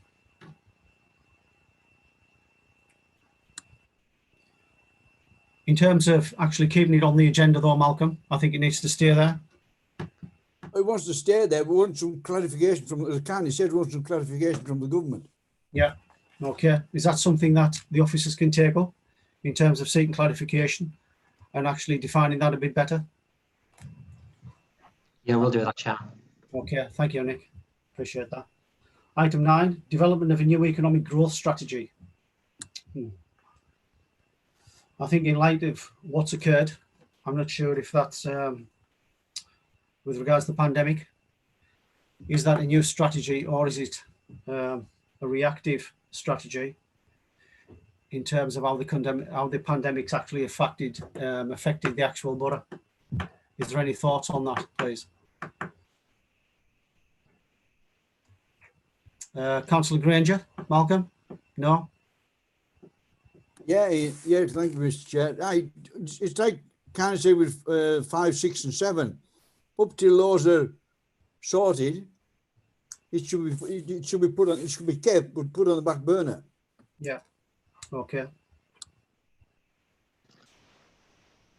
Chairman, I just wonder in terms of the, well, firstly, in terms of your original kind of question was, yes, this will become our economic recovery strategy. Yeah. In many ways. We were fortunate in terms of circumstances around when we went out to procure the economic growth strategy, because the environment was very different when we did that. And when we do the economic snapshot as to where we are, it'll be a very different picture from the one that we thought we were going to be looking at 3-4 months ago. So yes, this will form the long-term economic recovery strategy for the borough. We've got Mott MacDonald and a very, very competent team working on that strategy, which they're working as hard as they can to get that strategy to us as soon as possible, and we're looking at a September date for that. I was just wondering, in terms of the resilient community strategy, the housing strategy and the economic growth strategy, whether or not certainly all those things should come back to scrutiny as a draft document to have a look at, but I was just wondering if there was a group of willing volunteers that might sit not necessarily as a formal task and finish group, but might sit down with myself and with Alex and with some of the other members of the policy team, just to go through those documents in a bit more detail and to act as a bit of a sounding board for us on some of those, but outside of the formal process. And then that might help scrutiny in terms of their general knowledge within each of these strategies when it does come back. That would be helpful. Yeah, appreciate that. I presume you're coming with that given the September deadline, and we can get that interaction up front. Yes. Yeah. How do members feel about that? Councillor Granger, question? No, I think that's a good idea, Nick. It gives you somebody to bounce it off, which is it's a good idea. If you want a hand, give us a shout. Okay, thank you for that volunteer there, Malcolm. Councillor Heasley.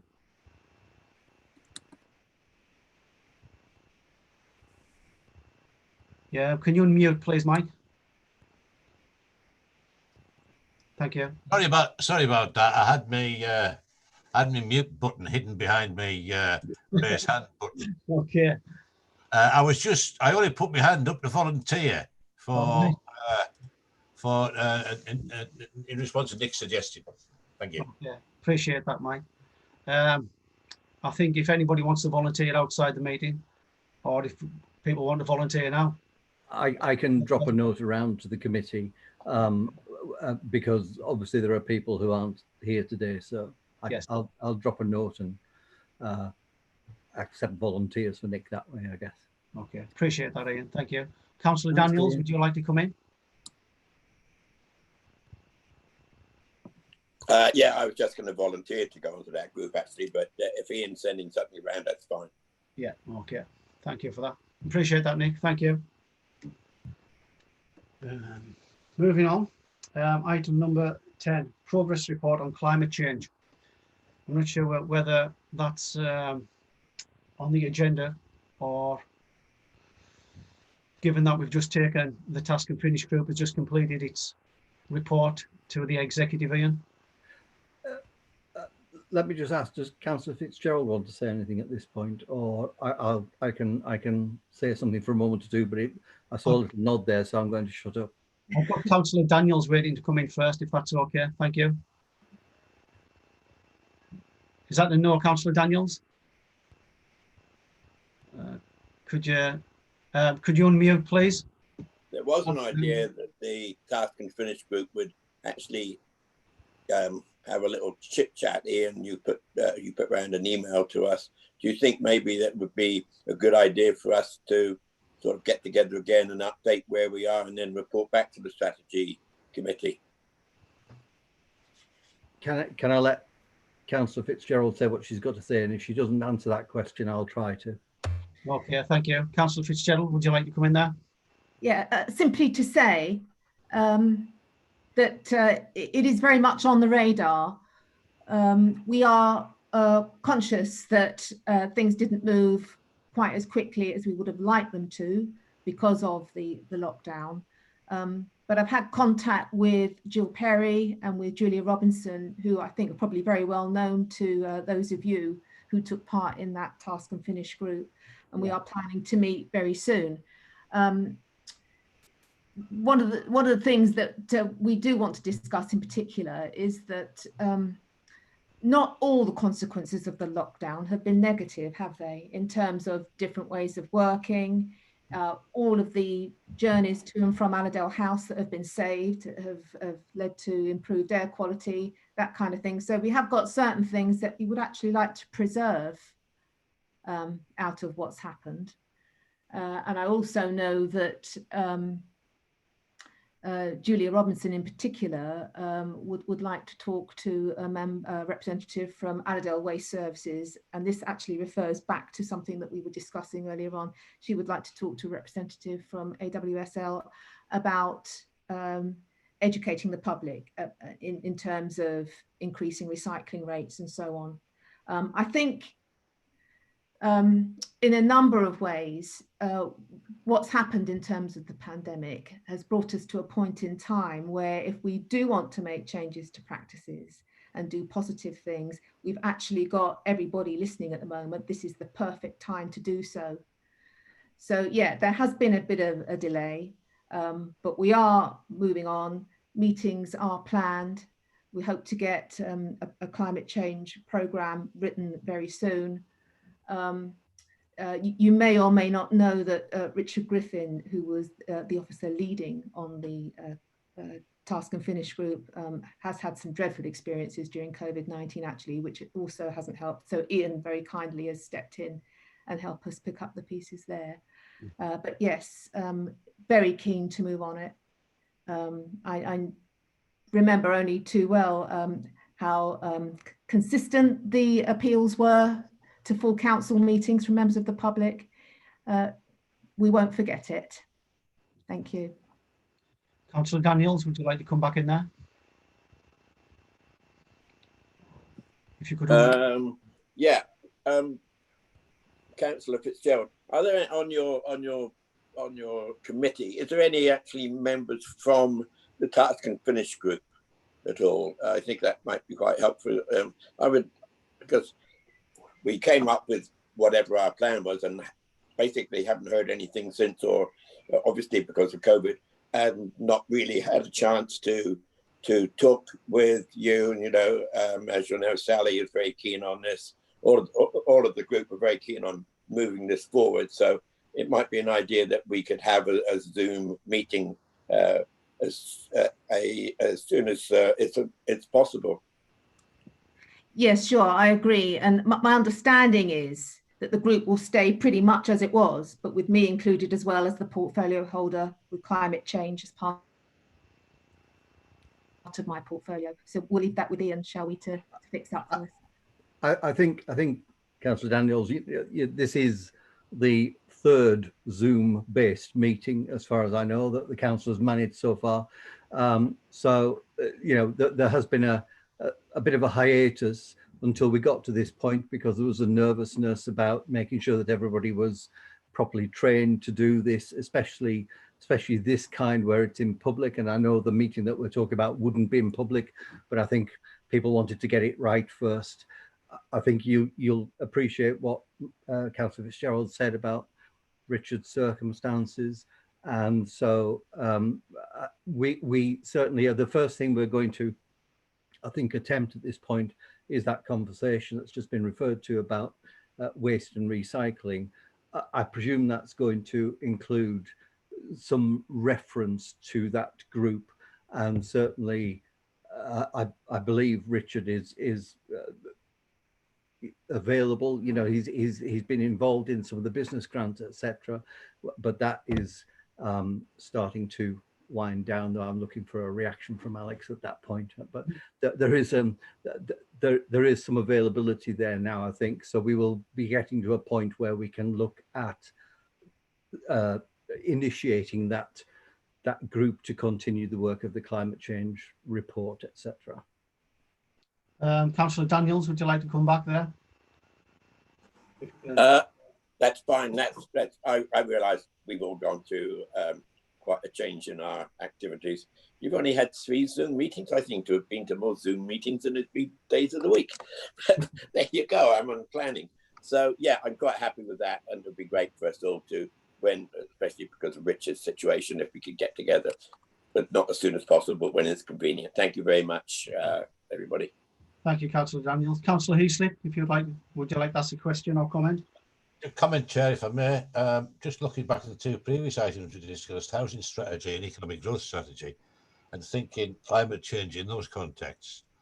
As a district council, probably one of the biggest impacts we could have long term is through a housing strategy on housing. When you consider that the percentage of carbon, carbon dioxide this country emits through the housing stock is absolutely phenomenal. And also that if you were to actually retrofit your housing stock so as to make it zero carbon, that would have a massive impact on a massive green boost to the economy. So I would just bear in mind that when we're talking about the housing strategy and the economic growth strategy,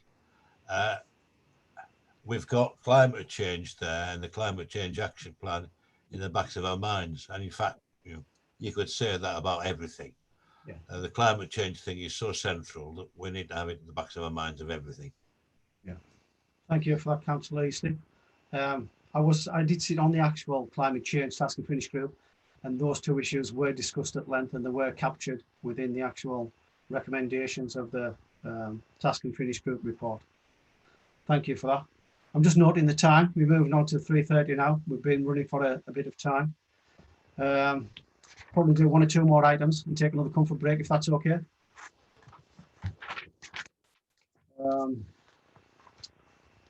Moving on to item 12. Is it item 12? No, item 11, sorry, on the agendas. Performance management. Do we have any comments on item 11, please? Councillor Granger. No, it's just a statement at 4 o'clock, Mr. Chairman. I'll have to leave the meeting, but I'll let you know when I'm going. Okay, thank you for that. It's a family commitment. No problem. Councillor Heasley.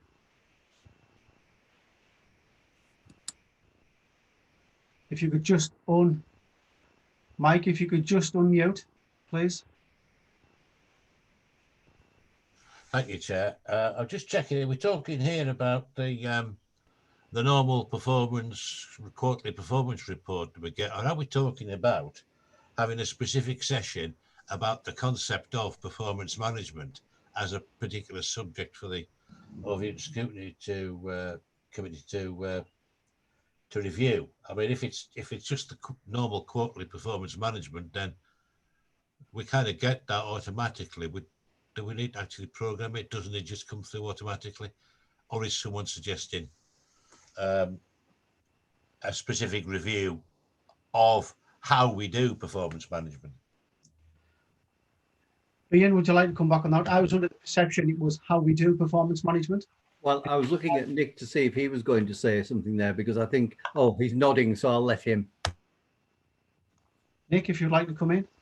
Yeah, thank you, Chairman. Yeah, I would very much like some of Scrutiny's time, possibly later in the year, given where we are in terms of an interim delivery plan, to look at the whole performance framework around the whole organisation. So how we do performance management, where we can improve, and in particular, really interested from a context of members and what members would like to see. Already, the chairman today has been talking about baseline and figures in there. And the such like, so it'd be really useful to have a session to try and introduce a new performance management framework for the delivery plan for next year. Okay, thank you. However, to continue the point that Councillor Heaslip was making, I think it does relate back to the comment he made earlier about that split between audit and scrutiny. And there is, I think that's a hand going up. And so the concept, if what Nick is asking for is what does performance management look like, there is a parallel conversation about the way in which scrutiny wishes to consider that once that has been established. Okay. Councillor Heaslip, keen to come in there? Mike? Yeah, I just want to make the point, and I'm sure Nick's aware of it, that if we're going to talk performance management, we need to be talking budgets as well, because budgets are supposed to deliver performance. And I don't think we can really sensibly talk about budget management without talking about performance management, and vice versa.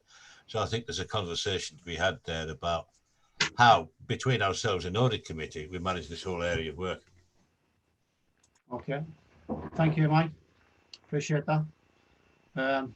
So it's agreed that that will be kept on the agenda, but just at a later date. We can consult with Nick with that. That's okay, Ian? Yeah, fine. Chair, Okay. If people are going to have to leave at 4 o'clock, the last few items are mostly smaller and those that could be dealt with swiftly. Okay. But then obviously we've got two other items on the agenda, one of which should be relatively straightforward, yeah. I would predict. And then the forward plan might take a little bit more time. Yeah. If people need to have a comfort break, that's fine. I'm just trying to suggest that we might be able to efficiently get to the end of the meeting. Yeah, okay, we'll try and push that through then. If members could bear that in mind, we appreciate it. Thank you. Item 12, annual update from the Community Safety Partnership. Any comments on that? Councillor Heaslip has a raised hand. Would you like to come in there, Mike? No? No? So this Sorry, I forgot to put my hand down. Okay. This is the leftover that was meant to happen, and it would have been Councillor Fitzgerald giving that update, and I was minded to put it on the agenda for today, knowing that she was attending, but there was a whole section that was going to be about updates from other committees and scrutiny bodies that people attend, etc.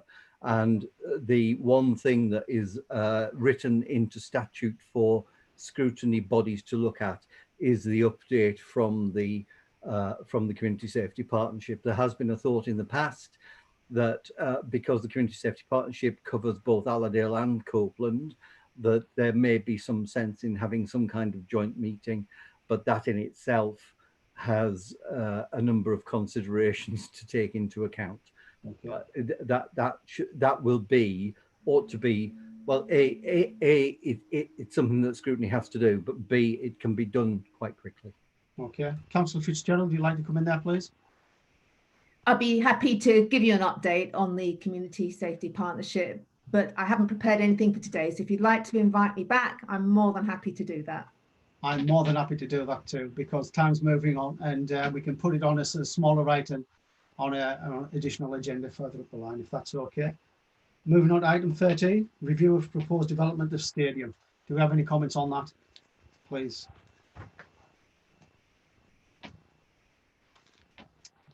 No comments.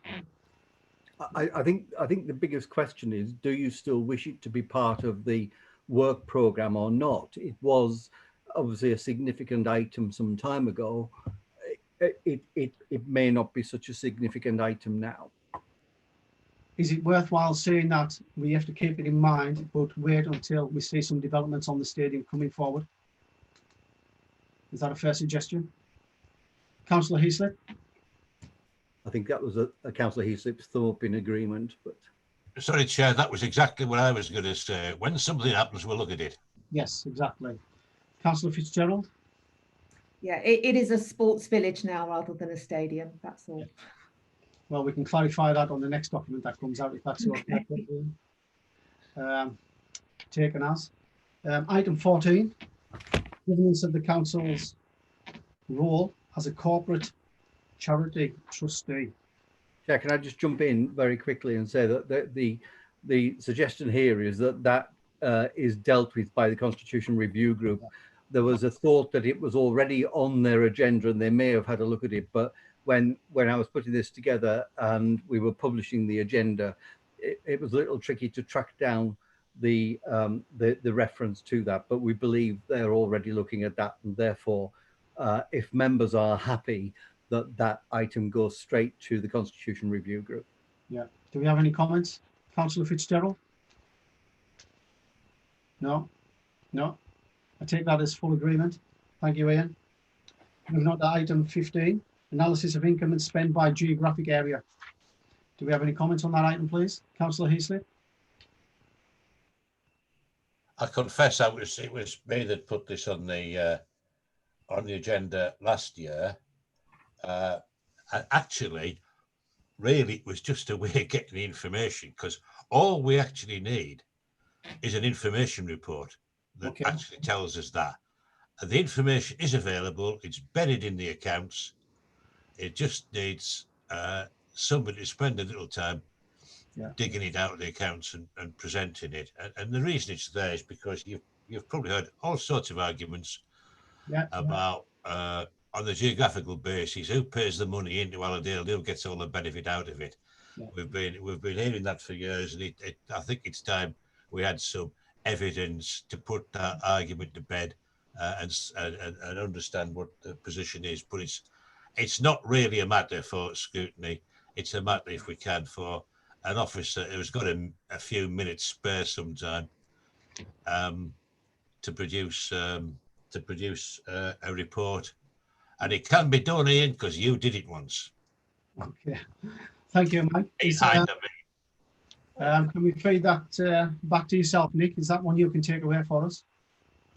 Yeah, I'll have a chat with Catherine Nicholson, Head of Finance. Okay, I appreciate that, Nick. Thank you. Moving on to item 16.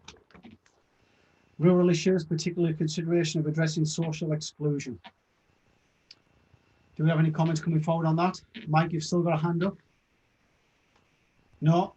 Chair, I would suggest that unless there's a different thought amongst committee members, if the consideration around the combination of items 5, 6 and 7, or 4, 5 and 6, sorry, as well as the considerations around the housing and economic growth strategy are all taken into account. That is an element of all of those.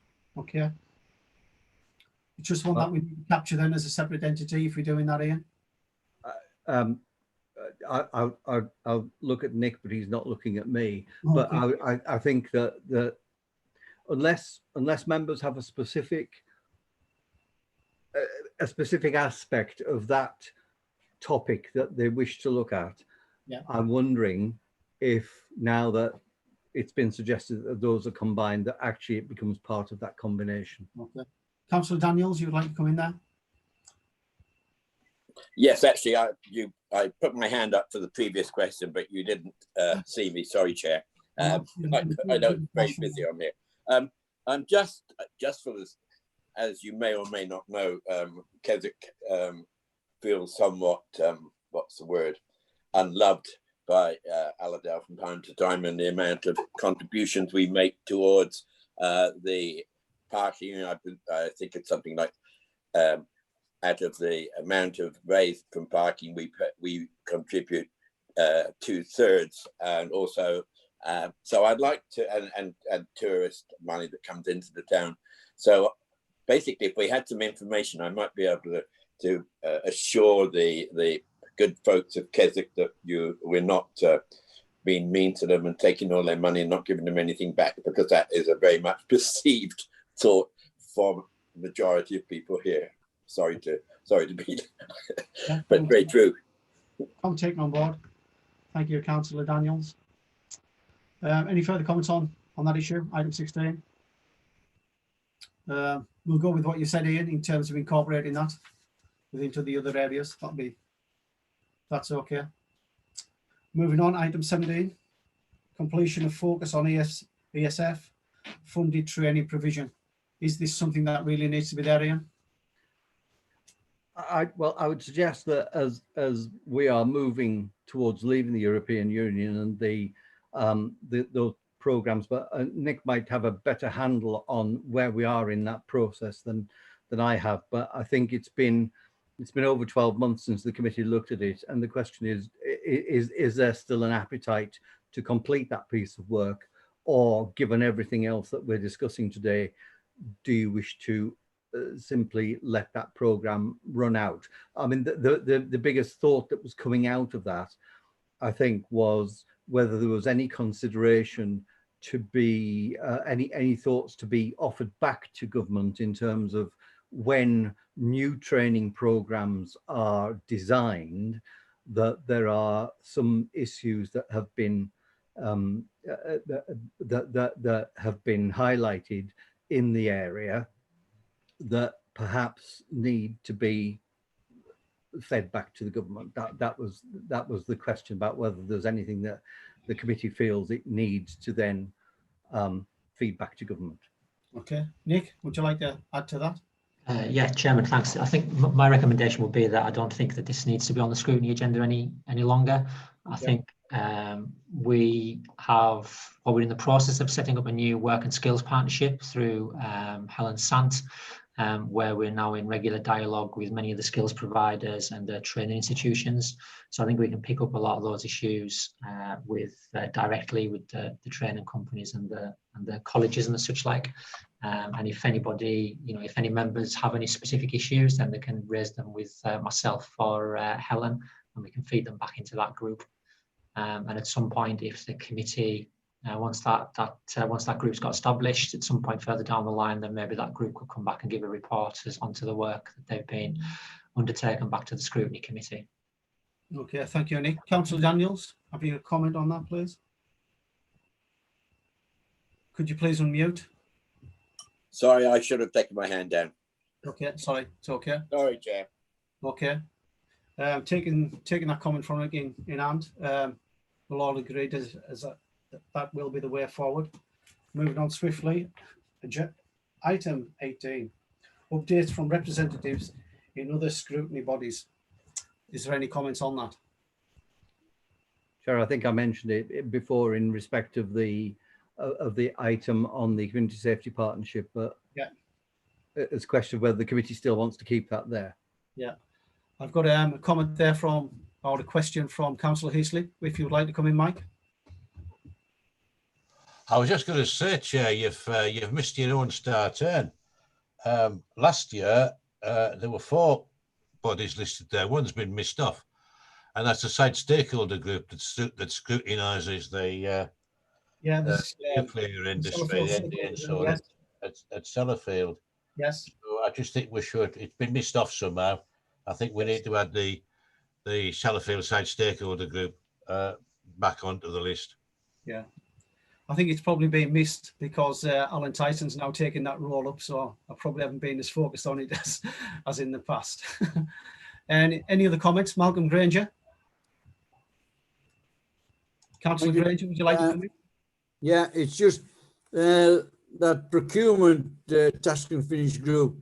Is that still ongoing, or is it, because it's gone very, very quiet? It's still ongoing. I've had a response off Councillor Bell, and she's keen to actually initiate another meeting as soon as possible. So hopefully it will be reconvening over the next couple of weeks. Is that fair to say, Ian? Yes, I have sent a request, sent a suggested meeting date to the officer involved. I'm waiting a response. Okay. I think Councillor McCarran Holmes had her hand up a moment ago. No. Well done, no, well done, no, you two. No. You two. I'm gonna disappear, Mr. Chairman. Okay, that's no problem. Thank you for your time, Malcolm. Appreciate that. Take care. Ian, any paperwork sending these through? Yes, no problem. Sorry, was that to me or to Ian, the chair? To you, Ian. You, Me. There's too many. Too many, too close together. You just send us in. Okay, again, appreciating time, moving swiftly on. I'd like to close that item out, item 7. We'll take that as being closed. Sorry, Chair, I still didn't catch what Councillor Granger said. I think he's gone. He's gone, unfortunately. I'm sure you can catch up with him. We'll ask him for his comments later. Moving on to the main agenda again. We'll look at item 8. Overview and Scrutiny Committee and Executive Protocol, and that's pages 43 to 52. And this is to consider the draft protocol for working arrangements between the Executive and the Overview Scrutiny Committee, and to agree to submit the protocol to the Executive for approval and adoption. That's incorporated within the minutes. I think the committee members have actually seen it before, and I believe the Executive have had sight of it as well. So the question is whether we actually agree to submit that to the Executive for approval. Do we have any comments on that, please? I'm going to take the no comments as a sign of agreement that we will submit that for approval to the Executive. Is that okay, Ian? I think it's okay for me. I don't know if Sharon Gale or Lee has got a comment about whether that is acceptable in terms of agreement. That's acceptable, Chair. Thank you. Thank you, Sharon. Appreciate that. At that, and I'll close item 8. Thank you. At this point, obviously, I appreciate it's 3:45 now. Is there anyone out there who wants to take a comfort break, or are you okay to carry on given there's only one item left, but it may take a bit of time? I'll take that as an agreement as wanting to carry on. Is that okay? Moving on to item 9 of the agenda, which is the forward plan. And this is on pages 53 to 66. And it's item 9. As you know, this is a regular item on the agenda, so it can be a bit of a, it's a live document through the year. Do we have any comments? I was going to take these individually in terms of pages and run through them, but I know that people have had sight of it. I would like to take comments in general, given the time, across the whole document, unless anybody has any objection to that. I'll take that as a no. Could people provide any comments on any of the items within the executive reports and key decisions? for the forward plan. Is there any comments, please?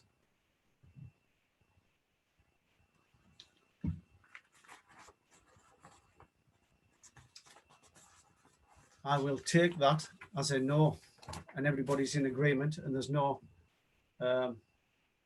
questions or comments for the forward plan as it stands at the moment. Okay. Would you like a comment on that, Ian, given that there's been no comments? Well, not only that the purpose of it being there is for members to have a look at what is coming up and use it as an early warning system of items that the committee may wish to consider. However, in the light of the discussion we've just had, I think that, you know, that there is a fairly hefty work programme emerging, isn't there? So it may be slimmed down from the 18 items, but those items that are going to be left are going to require some good concentration. Yeah, and with that, I think I'd like to conclude the meeting. I'd like to thank you all for attending. I know it's been a bit of a long meeting, but it's the first one that we've done. So I appreciate you all coming along and all your input. So I look forward to seeing you, and hopefully soon we'll be back on physical terms rather than virtual terms. So thank you. At that point, I'd like to close the meeting. Thank you very much. Thank you.